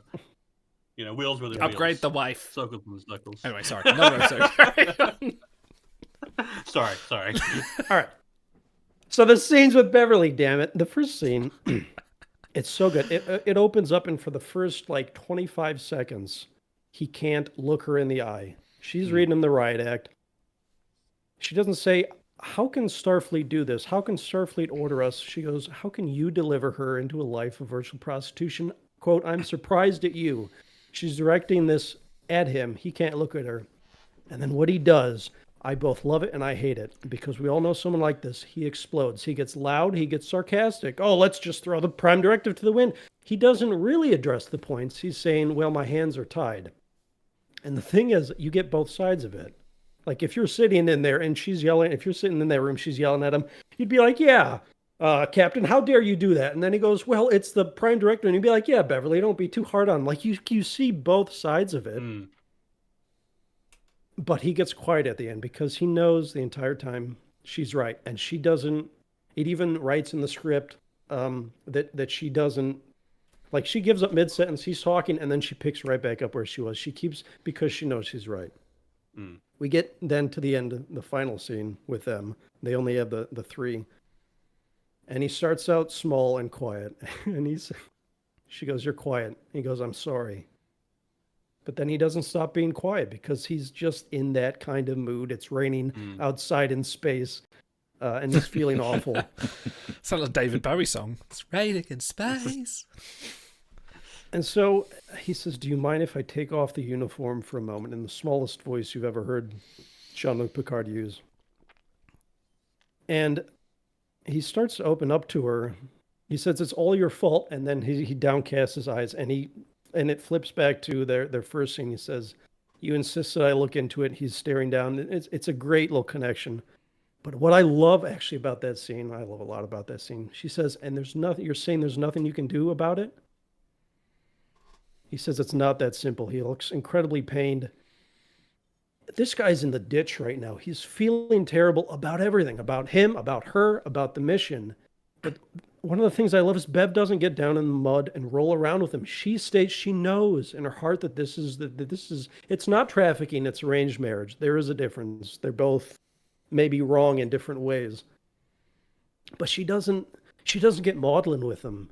She is, like you said, she is a rock, but she knows she's right, and she knows that he'll come around to this in the end, even if it takes a long time to stop feeling the hurt. And they're just so good together. And I think that first scene with them is the linchpin, because yes, they talk about it. He tells Kamala, it's hard for us to accept that someone can live only to be what other people want them to be. And they do talk about it, but this is the scene that smacks you between the eyes about it and tells the audience, look, we know you have a problem with this. You should have a problem with this. You should be uncomfortable with it. And by the end, when everybody's a loser, you should be feeling rotten about it. And then you should go and look in the real world at arranged marriages, at that kind of thing, and be like, well, how wrong is it? What can I do to address it? That's what Star Trek does, you know? If you think about that episode with David Ogden Steers Half a Life, where they kill everyone once they reach 65, is Star Trek being ageist? No, they're telling you this society is ageist, and this is why it's a problem. And then after that episode, you're supposed to feel really crappy about it, and go look at that in the real world in the mirrors there. So I've talked for long enough about this. Those two scenes are like powerhouse scenes for me. Yeah. This is a. It also really no stars, please. Yeah, I also think it's like, as someone who's been in a relationship for about 13 years now, there is something about like the simplicity of I like who I am, like of Kamala saying I like who I am when I'm around you, because that's ultimately like you can dress what love is up in so many different ways. You can express it in a million different like sonnets or whatever. But ultimately, you want to like the person that you are when you're around someone else. You want to laugh, you want to be happy, you want to feel intelligent and buoyed, and you want to feel like they respect you, and they will listen to anything you'll say, and they won't judge you. Like, that's ultimately kind of what anyone like. You want to be challenged, but you don't want to be demeaned. You want the perfect mate. You want the perfect counterbalance. And it does such a good job of setting Kamala up as this, because she is a mirror. And it's so interesting of what everyone's mirror looks like. Because I think that like no one's gets quite as much focus as Picard's, obviously. I think Riker's is interesting, and she's so much more like outgoing and vivacious and sexually not like aggressive, but just like maybe adventurous, I guess the word is. Which God forbid a woman ever be like that. Well, yeah. I just didn't want to use the word sexually aggressive because I don't think that's a good way to characterize either Kamala in that scene or Riker in general. And with Picard, she's so measured and intelligent and calm. But she is the reflection, though, isn't she? That was expressed in the 10 forward scene. So she will always be the mirror to the desire. But I think the implication was with Picard, because he was the first that she saw, that she bonded with him the most. So I think, yeah. Sorry, carry on. I didn't mean to run in there, but I just wanted to clarify. No, absolutely. No, you're good. You're good. And it's just this thing of it kind of adds to the allegory that you've got the angle of, yes, being around Picard objectively makes her into a better person because she is reflecting someone who we know to be a great man. But the fact that it comes about because of this shitty circumstance and because of this awful arranged way that, and you can see so much that Ulrich of Volt just does not appreciate her. Oh, that man's so into his spreadsheets. It's ridiculous. Who possibly could relate to him? And it draws you into the personal tragedy of it, as well as like the macro tragedy of what this concept means in the real world. And it's just a good way of like the two layers of it just working in perfect concert. Because so often with like the sci-fi allegories in Star Trek, you can get like a bit of a conflict where one will accidentally demean the other and be like, well, that kind of goes against your point. But here they work in perfect symphony to make you feel shitty about this kind of situation. I really appreciated like the way that they layer that. It kind of reminds me of a more nuanced version of the Gelfs from Red Dwarf. Especially the Camilla episode, which is... No, is it Camilla? Yeah, Camilla. Camille. Camille, yeah, that's the one. Where she, Kamala. Kamala, yeah, kind of... Actually, I kind of wonder if that was in. Yeah, it could have been anyway. Anyway, this being comes aboard the ship and everyone sees is the perfect person that they've seen all along, but she relates to Crichton the most. And then he's like, no, I don't see you as an amorphous blob. And, you know, they end up forming a genuine bond. And it is a very similar storyline. I think they came out around the same time. I'm pretty sure Camille may have been a bit later, so that could have been. I think it might have been around about contemporaneous, if not a year before. Actually. Yeah, they're very close in terms of timeline, but it is. I still who stole from who? Honestly, it's.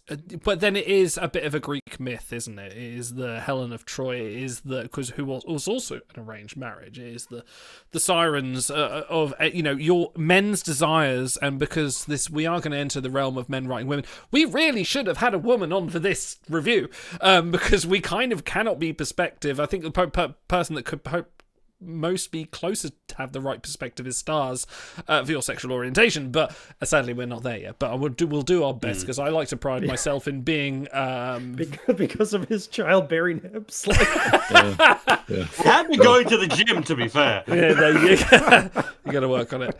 But I pride myself on, I've been watching a lot of like 2000s WWE, and every time they have any kind of women's match, it's just like, oh no, you pride yourself on that? No, I do not. I pride myself on just going like, oh no, this is objectively wrong. Or I like to feel like I am sort of like a stalwart for everyone having a choice, and women's rights being like a very good thing to have, and there shouldn't be any kind of. So when I see something like The Perfect Mate, and I kind of that thing that just sticks in my brain is someone wrote Kamala.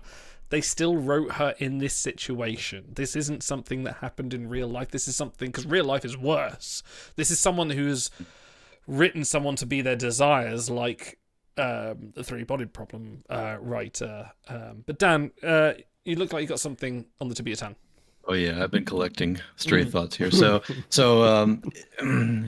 the last thing you mentioned was, or somebody wrote this, but that's when Star Trek's at its best, when it's when sci-fi in general is at its best, when it acts as a lens through which you can see something that's a real life issue.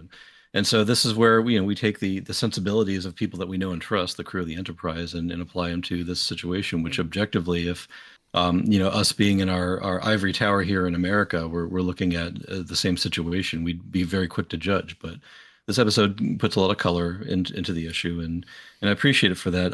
Stars, you mentioned something about the line, I guess, I like myself when I'm with you, right? So, and how that can be a healthy thing in some relationships where you have people that are fairly close together and they can find that happy medium and just be comfortable. But I think it comes across in this episode as, again, just juvenile, where she is repeatedly being identified as being in the late stage of what we call puberty. And so now she's at the point where she's so reflective of the people that she's with that she's giving up her own identity. And part of that is interesting to her because she doesn't know who she is. She's always been told who she is. So that's kind of a tragic aspect of Kamala in the episode where, she just doesn't have an identity of her own, but she's found in Picard this identity that she can find some self-respect through the process. And I think she recognizes that she's not old enough to be able to be her own person yet. 25 in our culture, I think, would certainly be around the time when people would find themselves. But for her, she's not ready yet. These races live to 200 years old, we found. So, this is a very young juvenile in terms of the racial lifespan. That's kind of my bugbear with the Kamala character, is she is too self-aware.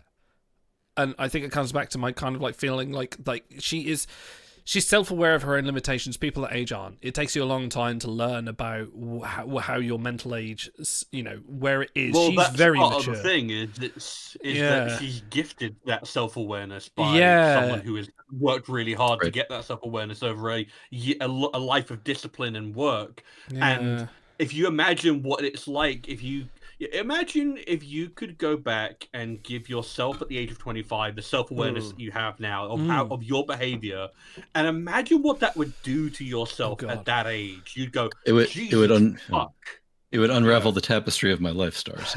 Exactly. It would, to be gifted self-awareness is a great and terrible thing for a reason. I get that. So I'm still at some point I feel like that has not been.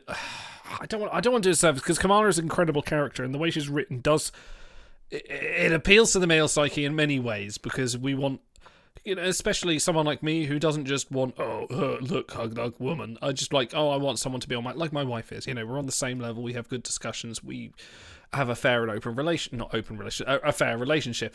But it makes me feel like, especially in the 90s, to have some woman like this presented to someone of most white-blooded men in that time goes like, wow, she is really the ultimate woman. And I can't help but think, but the writing has made it. This is where I kind of can't separate the writing from the character. I feel like she's too good. It's almost like a Mary Sue, but not quite. That's my big bugbear. Anyway, sorry. I think this might be my big disagreement with everyone on this one, but okay. So I have a question for everybody. When does the bonding happen? When she comes out first time, as soon as she looks at him. She looks at him and she's attracted to him, but she's still not quite done with her last stage of puberty yet. So, and that's clear because she's able to continue to start the bonding attempt with other members on the Enterprise, the civilians and the other crew. So she's still going through those final throes of trying to figure out who she is. But it doesn't. I don't think it happens that early. Otto, what do you think? Are you asking to ask, or are you asking because you think you? Well, I think I know what my idea is, but I would like to hear. I think I know as well. Thoughts. Yeah. Well, tell us, because you've. So my thought is, there are two moments of bonding in this episode, and both of them involve touch, and so Picard ultimately realizes his role is set, and he finds his confidence when he touches Beverly. And similarly, Kamala bonds with Picard when she finally relents and touches his head. The first physical contact that they make in the entire episode is just that one moment where she touches his head, and she realizes that his guard is down enough that she can finally make that contact with him. I think so too. And it's again, if you're big Trek Time fans, first of all, I apologize, but we reviewed A Stop at Willoughby, and in that episode, there's 3 stops, and they each grow in intensity, and they each lead somewhere. I feel like it's the same thing with here. He visits her in quarters 3 times, and I'll get back to that in a second. This is a roundabout way, but I'll try to tie it all together. People have a problem with the Ferengi in this episode, and as far as you said, you talked about gauche moments. The Ferengi are gauche, and the miners are gauche. And they're meant to be. There are these expectations placed on her. The Ferengi think they can buy her. The miners think they can flirt with her to get her to spend an evening with them. Ambassador Briam expects her to follow his wishes, stay in her room for the good of her people. Ulrich takes her for granted. They all have different expectations of her. Picard has none. I don't want to use you as other men use you. And she says, you can't. You're not like other men. That's why I'm with you tonight. And that's the second scene. That's when I think they bond. She tells him, you're different from everyone else. And she chooses him, consciously or subconsciously. Then the touch happens. But yeah, that first one, he goes to check on her. It gets a little bit flirty. He has enough self-awareness to get out. The second one, they get much closer. That's when the decision's made. The third one, it's like fucking death when he walks in, and he's a dead man walking. And so I like that 1, 2, 3 structure that we see in a lot of literature and works. But to give a roundabout answer to your question, I agree. That's where it happens. That scene. Yeah, my answer was basically just going to be I didn't have a specific moment in mind, although I think you're probably right that the touch is kind of where it happens.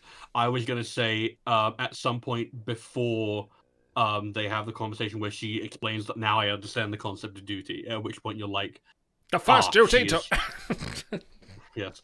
She's become a fully formed individual at exactly the wrong time, because now she's like doomed to a... That's a metaphor for life, really, isn't it? Of how fucked her situation is, which is like, that's the worst way it could possibly go. And I think that's... Because I was thinking about it when we were watching the episode. I was like, okay, so we see the marriage, and then you don't see the aftermath. It just cuts immediately to Picard and Briam. And I think that's very, very intentional, because Picard not only has to try and remove himself emotionally as fast and as immediately and as like steadfast. He has to put a wall down as quickly as he can. But it's also a case of like, it would be too tragic to see a mirror image of Picard's intelligence and independence and intelligence and self-awareness shackled to this inferior, boring, unlikable man. So I said I was going to ask you, Stars. I'm going to ask you here. Ulrich of Vald. Yes. Now, they wrote in the script to make him as bland, or boring. They repeated the word 3 times, whatever it was. Boring as possible. Probably to make him in relief of Picard the much worse choice, so that you feel much worse when she has to do this. Is this gay-coded? He says, obviously, that he has no desire with her. He cares more about the trade agreements. He has sort of a stereotypical, the way he talks, the way he holds himself. Probably more asexual. Pretty stereotypical. That's what I said, based on just my recollection before watching the movie, and before watching the episode. And I will tell you actually what he reminds me of way more than being gay-coded. He reminds me, maybe it's the red hair, maybe it's the makeup, maybe it's just the actor, of the 1984 Dune version of the Harkonnens. Yes. Well, especially of like the Baron, and like of just that sort of like kind of man-childy, a little bit too pale, the bright red shock of hair, the removedness, the unlikability. It reminds me way more of the Harkonnens from the David Lynch Dune, rather Wasn't than the name of the singer from Simply Red? Is that Mick Hucknell? I don't know. Is it the Mick Hucknell of Star Trek? For you. And I don't think he comes across specifically as gay-coded to me. Although I did mention to you that what was it I said? Because I'm so much more articulate when I'm in DMs with you. It was articulate. Yeah, please pull that up. Would you like Patrick Stewart to read it to you? Yeah, I said it might not even be a conscious choice if the gay coding is there. Homosexual men can sometimes be seen as failed men. And if he's meant to be someone we dislike, they might have drawn on certain unconscious signifiers in order to communicate that failure as a man and failure as a mate. Because if you think about it, there is no greater failure as a heterosexual mate than to be gay. The funny thing is, I just finished watching Beetlejuice. One of the characters in that, Ortho, is a very flamboyant, who in any other sort of show would be like, oh, he's the gay character, but he has a wife, and he constantly refers to the fact that she attempted suicide several times, and that they're not in a happy marriage. So actually, what you've said there is applicable to a lot of other things as well. Yeah, it's an interesting conversation in there. But I'm sorry, you go, Dan. I think if anything, the ambassador is the gay-coded character in this episode, and they write it off at the end of his just being old, so they have a cute little moment between him and Picard. But yeah, that's kind of nice. I assumed throughout the entire episode that he was either a eunuch or he was, his proclivities lay elsewhere. Right. But I think that you can tell that Ulrich of Valt is not just with the anticipation in the wedding scene when he's coming down off of his pedestal and stepping down. He doesn't look at the stairs on any step. He does the entire thing looking at the door, laser focus, waiting to see what his wife will look like. So I think that that solidified it for me. So let's one more thing before we get onto the other ratings and best and worst. Let's talk a little bit about destiny here. So something that the Star Wars really uses kind of hand wavy. This is your destiny. This is the path that you're on. They don't bother really developing a whole lot of characters. It's just kind of a fun little romp, especially in the first trilogy.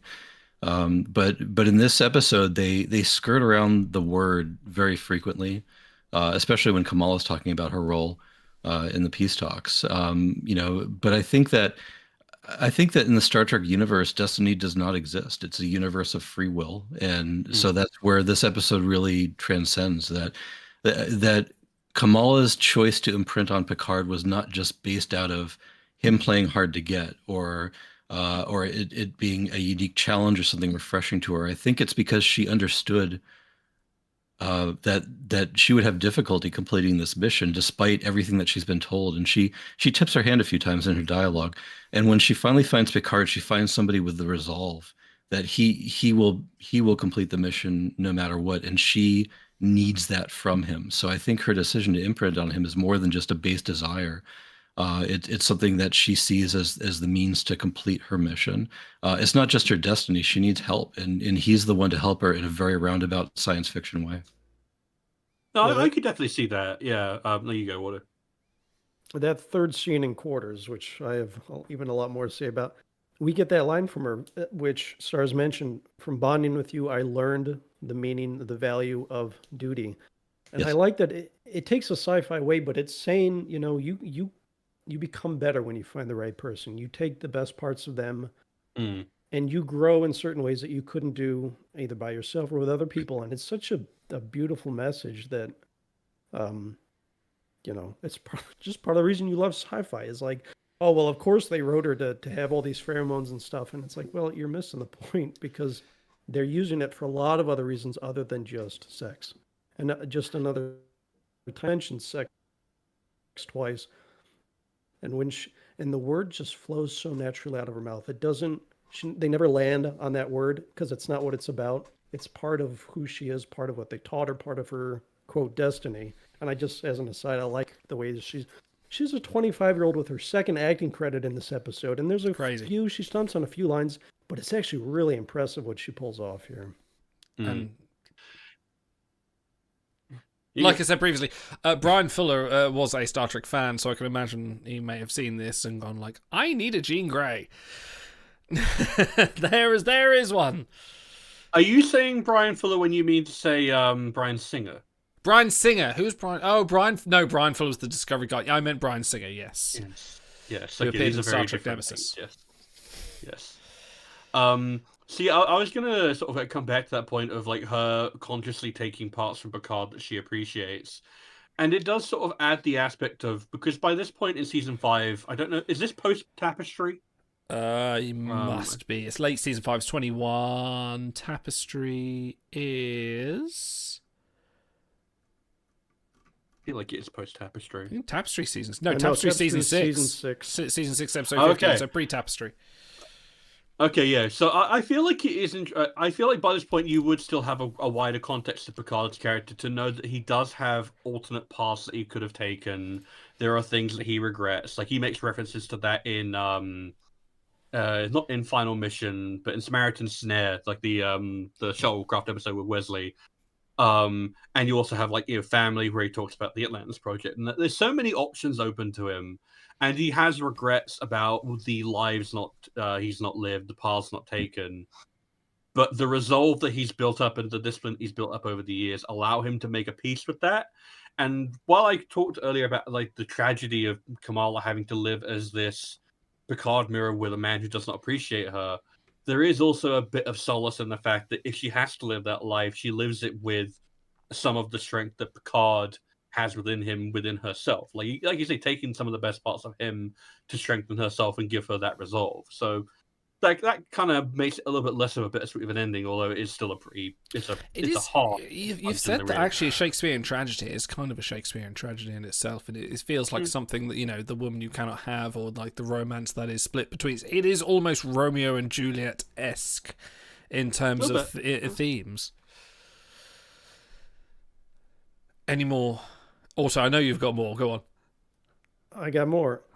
I promise we talk about the tearing down of Picard. I'll try to rapid fire this because we are getting on a little bit. That's fine. That final scene in Quarters, the third act, if you will, that we haven't talked quite as much about. First of all, great line by her. Who I am today, I will be forever. I think we've all had moments, pivotal moments in our life where like, no matter what happens, I know this is truth. I know this will be right in the future. I know I'll always do this. We'll always have this. And I just liked her surety there. Data calls in on the call. Not now, Data. He's so irritated, which I love because he's so lost in the moment. But he says, Ambassador Ulrich is waiting for you in Holodeck 7. They show Picard, and then they show Kamala for longer than average, like 4 seconds held on her. And they're thinking, are we really going to do this? Can we back out yet? No, they know they can't. Except Picard doesn't know that. And he's still holding out hope. He goes, you can't go through with the ceremony. And when he says this, he's not thinking about the peace treaty. He's thinking about her happiness first, his happiness second, and then way down there is the peace treaty, I think. And that's some of the most selfish we'll ever see Jean-Luc Picard. When they're in his ready room, you're a day away from an arranged marriage. Why would he want me to visit you? And he's thinking she's trying to seduce him. She says, I said a visit. Don't make love to me. And he's a little bit embarrassed. He casts his eyes down. Later in that scene, he asks her, why are you doing this? There can only be one reason. Part of you wants me to do this. Awesome line. He's starting to realize, okay, maybe I'm not as unflappable as I thought I was. We talked about the Beverly scenes when she's railing on him. How can you do this? Then again, when he's just embarrassed and destroyed in their final scene together. And then there's two things that they made it into the script. They didn't make it into the TV show. When he's talking to Bev at the end, he says, I can't help but think how she'll change to be with him, how she'll accommodate him. And then there's the line, and I don't like it. And they cut that, I don't know, for whatever reason, but that's in there. There's also several alternate endings, one of which he has a reverie and stands up during the wedding and says, no, she's mine, you can't have her. And they fuck off together. And then he wakes up and realizes, oh no, that's all in my mind. And they didn't do that either. But, and I think I like both choices. You know, maybe they could have done that, and I don't like it line, because that is, they're just tearing him down. Okay. They're showing that he's selfish, he's vulnerable, he's making the wrong decision, not only in his personal life, but now as a captain with Beverly, reminding him, and it's just like the hits keep on coming, to borrow a phrase. And I like that they just, you know, it's not such an obvious a chain of command destroying of this man, but at least at the end of that, he never broke. He said 4 lights right up to the very end, even if he didn't believe it. But in this one, he does. He wavers. He says, you can't go through with it. And she's the one that has to say, no, I have to go through with it. So I just like the way that they systematically demolish Jean-Luc Picard in this episode. This is the deconstruction.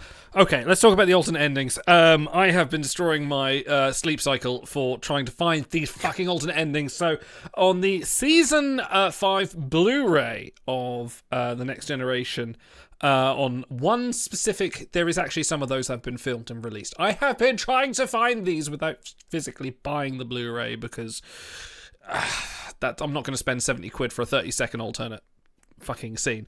But there are actually several alternate endings that were filmed. The one that Otto said about Jean-Luc having the dream was one of the ideas that apparently Patrick Stewart liked, but Michael Piller overruled Rick Berman, which was... No, other way around. Piller liked it, Berman overruled. Yes, you're right, correct.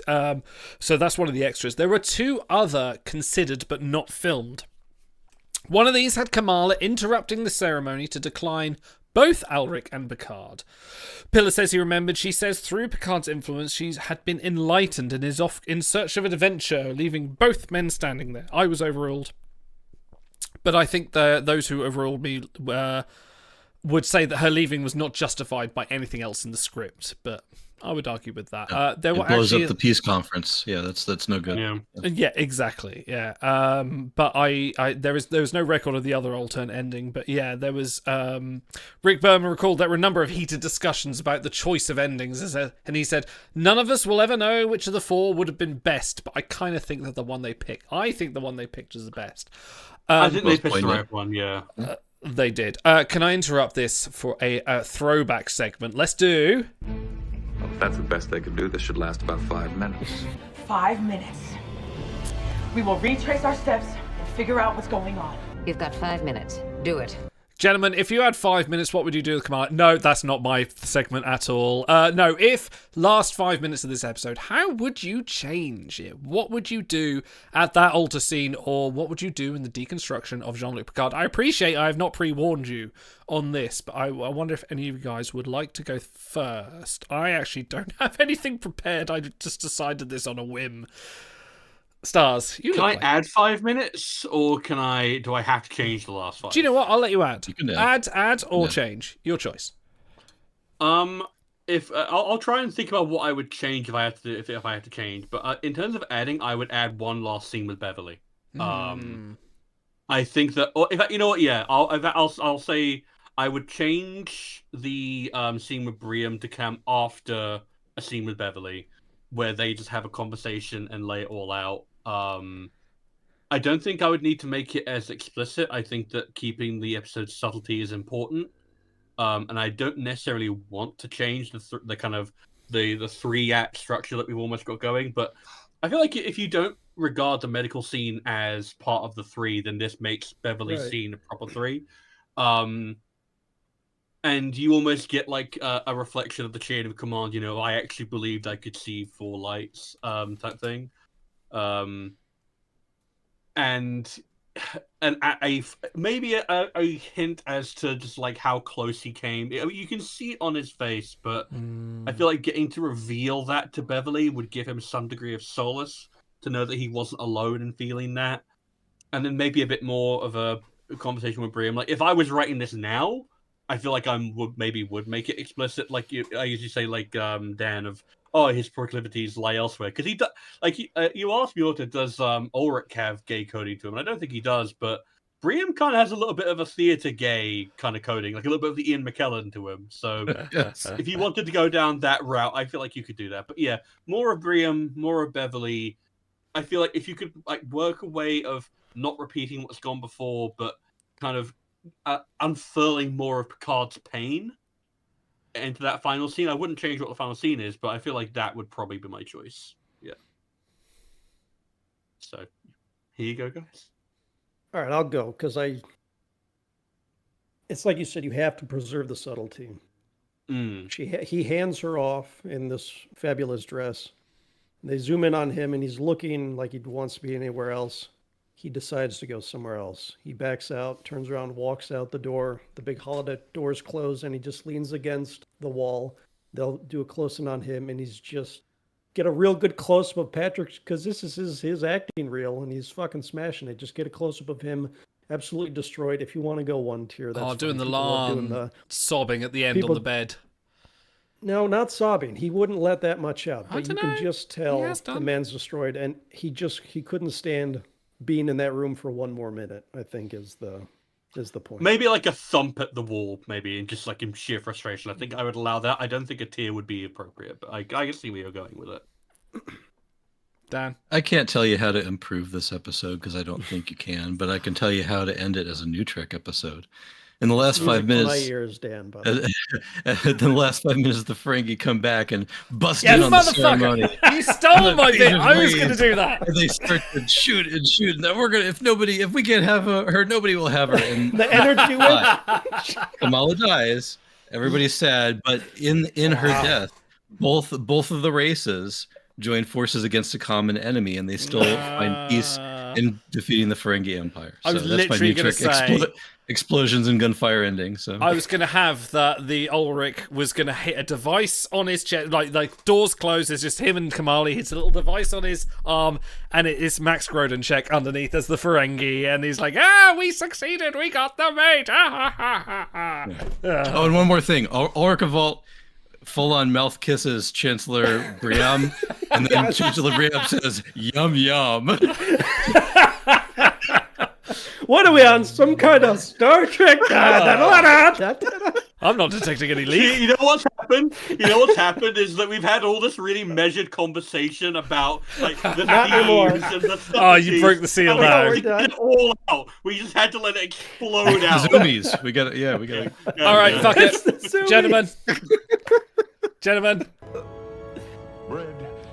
Be standing for the Cisco. It is time for bread. Gentlemen, what was your bread of the episode? I'm going to go first. My bread of the episode was seeing one Max Grodenchik as a Ferengi, not knowing that in the future he would play one Rom. Excuse me. And just the Ferengi in general this episode. But also on top of that, my second bread relating to that, which is the actual bread all along, is going to be the fact that the Ferengi were a serious motivational part of this episode until Picard went, no, fuck it, shuttle, off, gone. And then they were just out of the episode forever. It was just a case the Ferengi have left on their shuttle. I couldn't be bothered to deal with them anymore. See, what they don't show you is that Worf strapped a bomb vest to both of the Ferengi and said, if you come anywhere near the Enterprise, that will go off.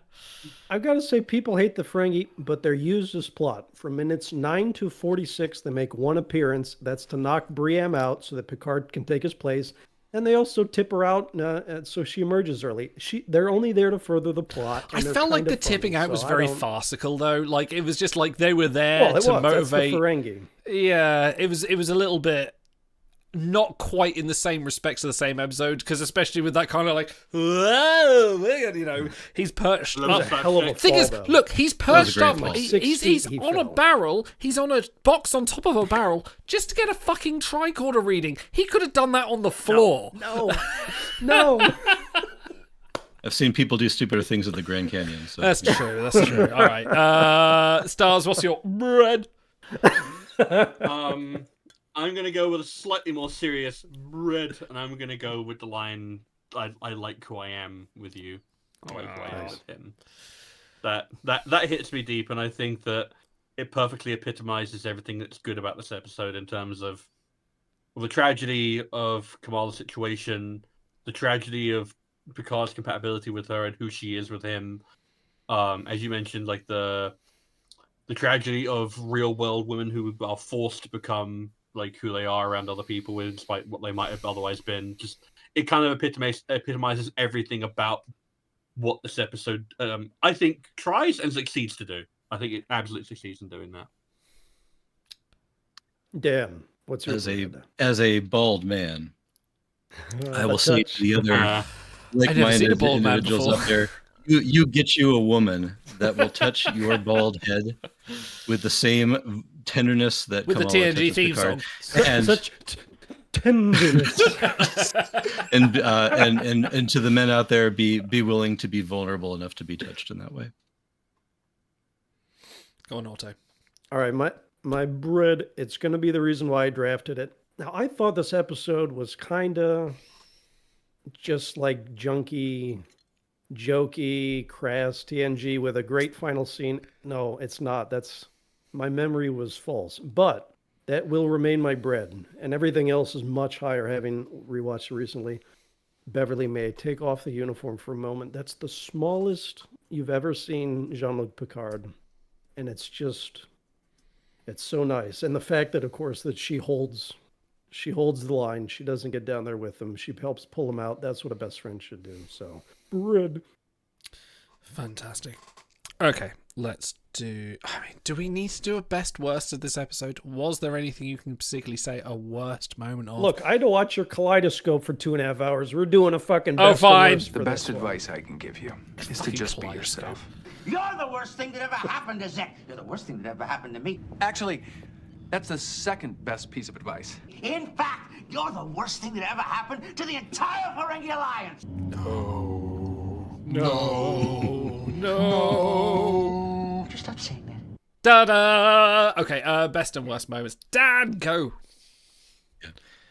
Best moment is the final scene with Beverly, where she is just every bit his Picard's friend and equal and confidant, and just shows what a real mature relationship actually looks like, and just how misguided this whole sci-fi conceit has really brought Picard out of his comfort zone. Worst moment, I think it has to be the Ferengi trying to bribe the ambassador. It's kind of I guess they were already paying the actors and they had the makeup on, so they brought him in for another scene, but it just seemed like kind of a throwaway moment. I don't really think I understood. Like it was funny, that's fine, but I don't really understand what. Bit of a time filler, yeah. The guy was knocked unconscious going through a table, like the Dudleys would be. I mean, that's usually like the highlight of a match. Yeah, I was gonna say. yeah. Stars. Okay. My best moment is going to be the first Beverly scene, because I appreciate it as a callback to all those instances in season 1, especially of TNG, where they try and make Beverly like the heart and moral center of the Enterprise. I'm specifically thinking of Symbiosis here, where she's ragging on Picard mercilessly about the Onaras and the Breccians. Yeah, and it comes across so much worse there, because it isn't really as earned. Whereas by this point, like they've actually matured as a writing staff, and like it comes across way more as a personal conversation that has deep philosophical and sociological implications that they can actually have. Like that's the kind of conversation we all wish we could have with our friends, without it getting like ridiculous. Worst moment, I think I would probably just have to pick. Yeah, it's the cargo bay. I'm gonna do a comedy pratfall off the side of the thing. Like, the idea that you couldn't find a single box, it was all just barrels all the way down. There are regulation step ladders. Like, it's a cargo bay. They're going to have some sort of forklift or lifting device.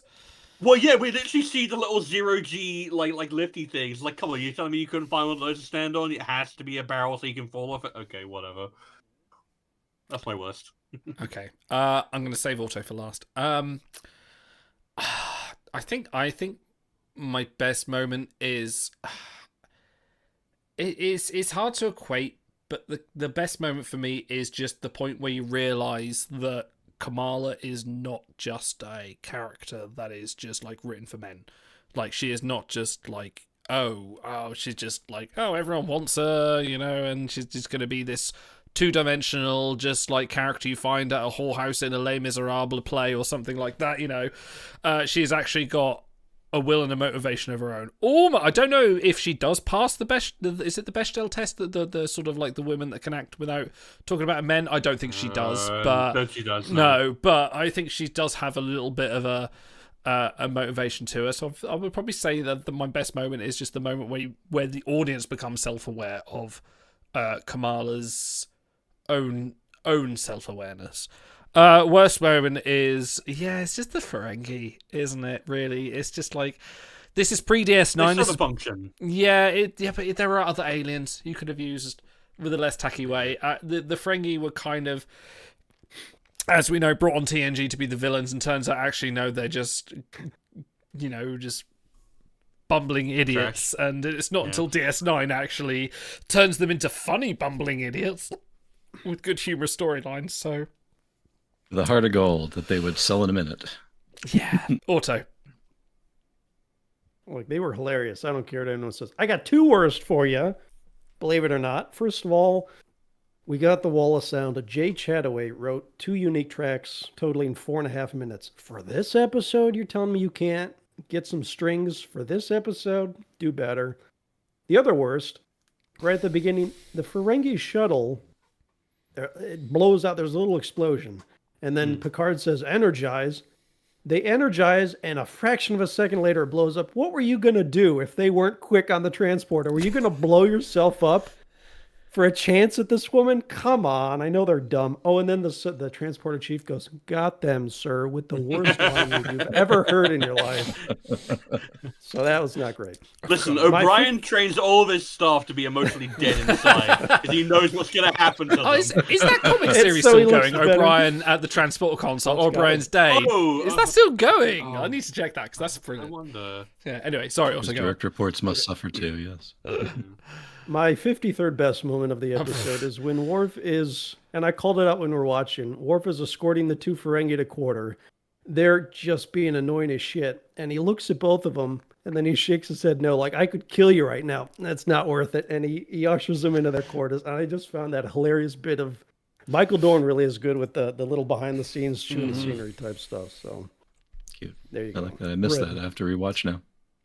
5 more times. Yes, you do. All right, let's bring it home.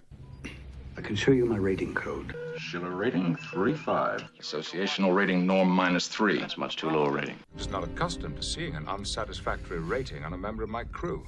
All right, Otto. This is your chance, your time to shine. What is the Schiller rating code for this episode?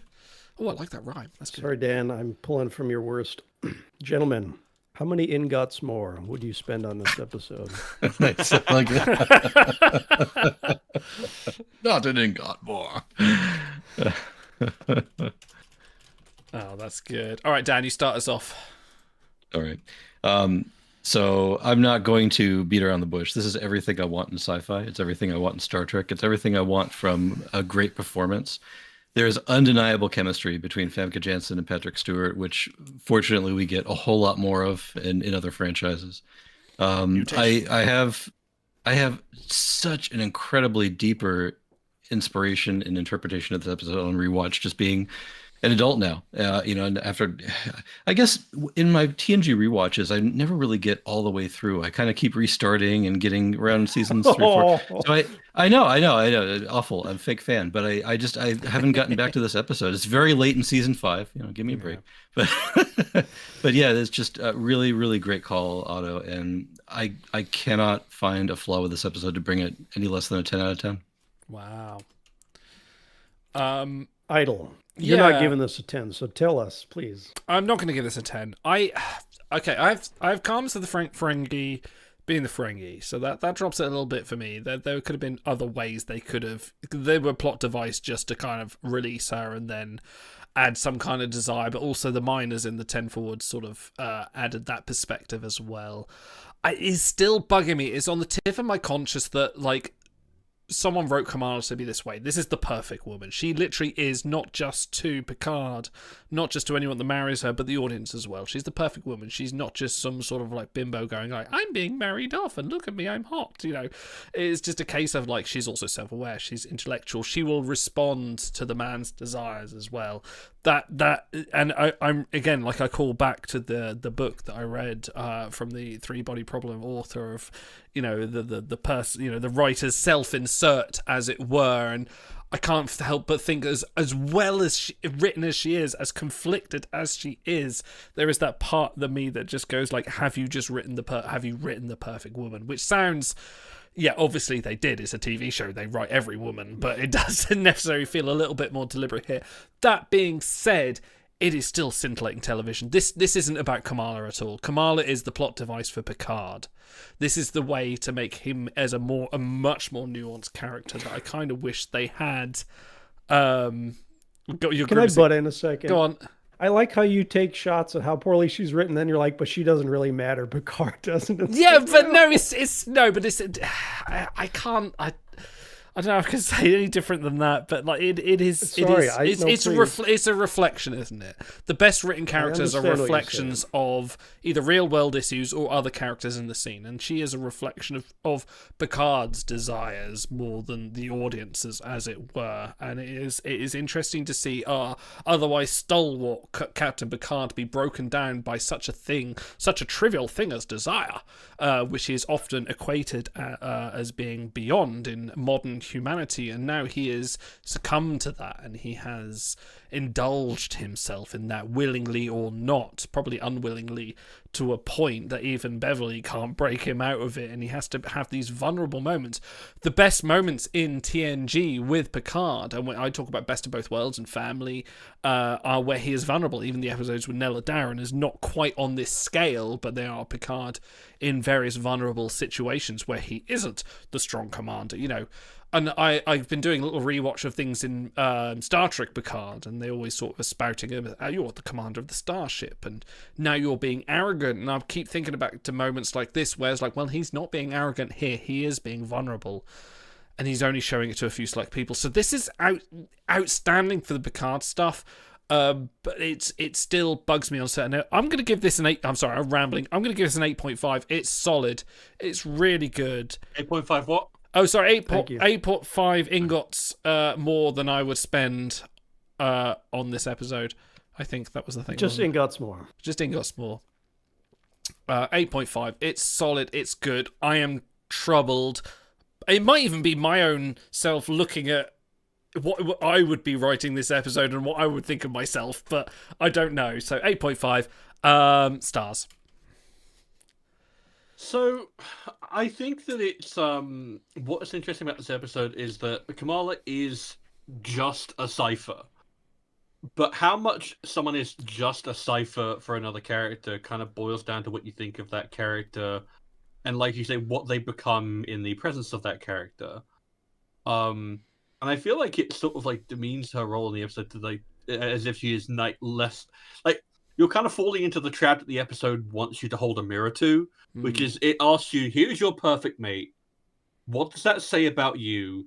Do you have the self-control to look at something so alluring and recognize what it says about you, to say no for the greater good?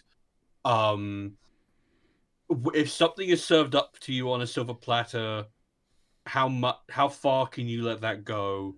how much can you bring yourself to step outside of your own desires and recognize the other person's agency? Do you have that strength of will? It's a very introspective episode that is told very subtly with a great amount of care, that has real-world implications that are, I think, extremely subtle, because they don't ever say the word like trafficking, like which would have been in the lexicon by this point. Do they not? I think they don't use the word trafficking. They use the word. They specifically talk about it in terms of arranged marriage, and trafficking was in the lexicon by this point. So they talk about it more in terms of like historic Riker precedent. says you're using the Enterprise to transport a sentient person as property. Which is it's adjacent, but they don't specifically use trafficking, which is a specific term. So, but like yes, the Ferengi stuff is a little bit over the top, but it serves a specific narrative purpose, and I really can't find it within myself to be angry about it. Especially because it's like, okay, it's a narrative function, it's done well. Like I can think of so many instances where there are narrative functions that are done so much more clunkily and offensively, and this is not in any way offensive to me. Which is so often a problem with like Berman era Trek or Roddenberry era Trek, where it's like the idea. I don't think any of the writers that you credited were women, and yet this is still handled fairly deftly. And Beverly is a incredible voice of reason here, and we talked about would adding Troy to this episode have improved it, and we kind of went unilaterally no. I can think of ways in which she could have been if I was writing my dream Trek, but the way that TNG is in the 90s, it just wouldn't have happened. What's wild is if Troy was in this, pitched and used here. If Troy was in this episode, there would be two empathetic characters. I feel that would have clashed too much, and they wouldn't. What would they have done? Well, I feel like you could have used that to make a bit more of a commentary and ask yourself, like, answer the question of what am I when there's no one else in the room, or what happens if there's another empath in the room. Yeah, that would have been interesting. If you want to do another alternate rewrite the 5 minutes, integrate Troy in the episode to see what happens.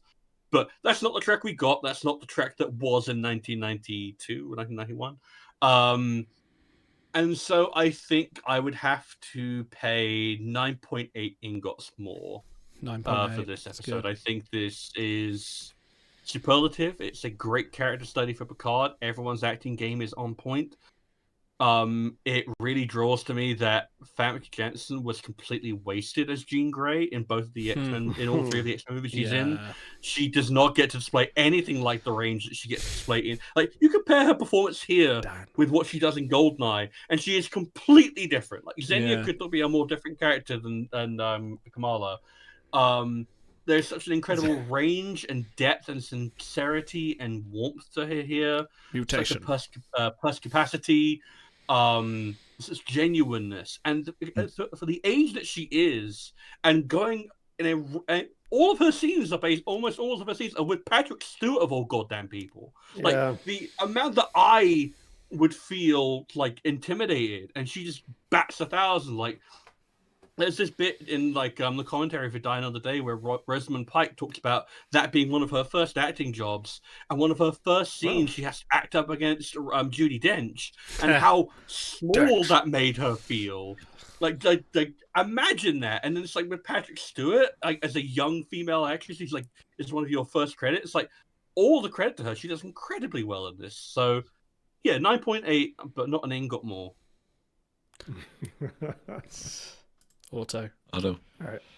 If someone wants my notes, they know where to find me. I would pay as many as Picard would, 10 ingots more. And I should have kept talking because sorry, I just got distracted by something. Hang on, I've got to go sort. You keep talking. You wax. I've got to go sort something. Remember me. You wanted to go for like that subtle, perfectly like nuanced, like this is the mic drop. This fucker has ruined this entire watch along. Scratch that. Redo. It took I want to bring you here. Something I didn't mention, but I think I mentioned it in the Discord somewhere. But I've been watching The Marvelous Mrs. Maisel, and it's another story very similar about a woman finding her power through a very indirect way. She finds her own voice and her own power through stand-up comedy, and it's about a woman who in the backstory is very reflective to the societal norms and to how all of her friendly friends and all the other women of the day are supposed to act in front of their parents, in front of their spouses, in front of their prospective spouses. And it's a very unique story, and there's a lot of parallels to this episode. So if anybody enjoys The Perfect Mate, I think they may also enjoy an episode or two of The Marvelous Mrs. Maisel. Just a shout out for that. I just, I feel like. Sorry. Well, first of all, to pander to stars, Xenia is Kamala if she hung out with the miners in the intervening years. Oh, do that trick you do with your thighs. By the way, if you watch like Paramount Plus has more captions than we got, it says what the miners are seeing in the background, like, oh, hurt me, and like this is really bad writing. But what I wanted to say was Kamala is supposed to be this totally in command, in control character, all eyes on her, but she's a kid who's been sheltered her whole life, and so that just the little vulnerable moments, please don't leave. I don't like being alone. Oh, I'm being called off by my cats. I just got the same thing. That was what I was going to say. I appreciate that they give her as many those vulnerable moments, because she could just be the eye candy, and they give her so much more. So there you go. All right, what does that bring our average to? Okay, so this is an average episode of 9.6. So this is in the top 10 for sure. Same as Latent Image. Same as, I was about to say, the Perfect Mate. We just watched that. Same as Under the Cloak of War. Not as good as The Magnificent Ferengi. Not as good as Night. But certainly better than Peak Performance, which is a 9.4 for us. Gentlemen, I have a question. Yeah, the ultimate. By the way, all you guys that hated on the Ferengi, they're there in The Magnificent Ferengi. They're there in Peak Performance. Yes, all of your favorite episodes have Ferengi in them. Peak Performance. No, that's a... Yes, they attack the oh, of course they do. They come in halfway through. Yes, they do. That's right. Yeah, sorry. And of course, everybody's perennial favorite, The Last Outpost, too. Sorry. Okay. Absolutely. I also double-checked. The IMDb rating for this is 7.3. So. Oh, well. What the fuck? Really? Ouch. No, I would give it much more. That's garbage. Yeah, well, I did give it more. Maybe all four of us need to go on and write reviews. All right, let's go. Okay. Let's bring it up. Gentlemen, I have a final question for you. Who do you think asked... No. Yes. More questions in this episode, Kamala or Picard? Who asked the most questions in this episode? Picard. Damn. I think it was Beverly. Her one diatribe alone was all rhetorical questions, wasn't it? This is like an after dinner being made out of feces. That's what this is. No, Crusher only asked 4 questions. No, Kamala asked 29 questions in this episode. Picard asked 32 questions in this episode. Can I ask one? Why? Who the fuck knows? It's a good question, but there will be more of this. All right. Thank you very much for watching, everyone that came. We will be back on Sunday with Overtired to watch To the Death from Deep Space Nine. You wait. I had to transcribe Section 31 today. I've been transcribing Star Trek Scouts for this project. Had to. It's become a passion now.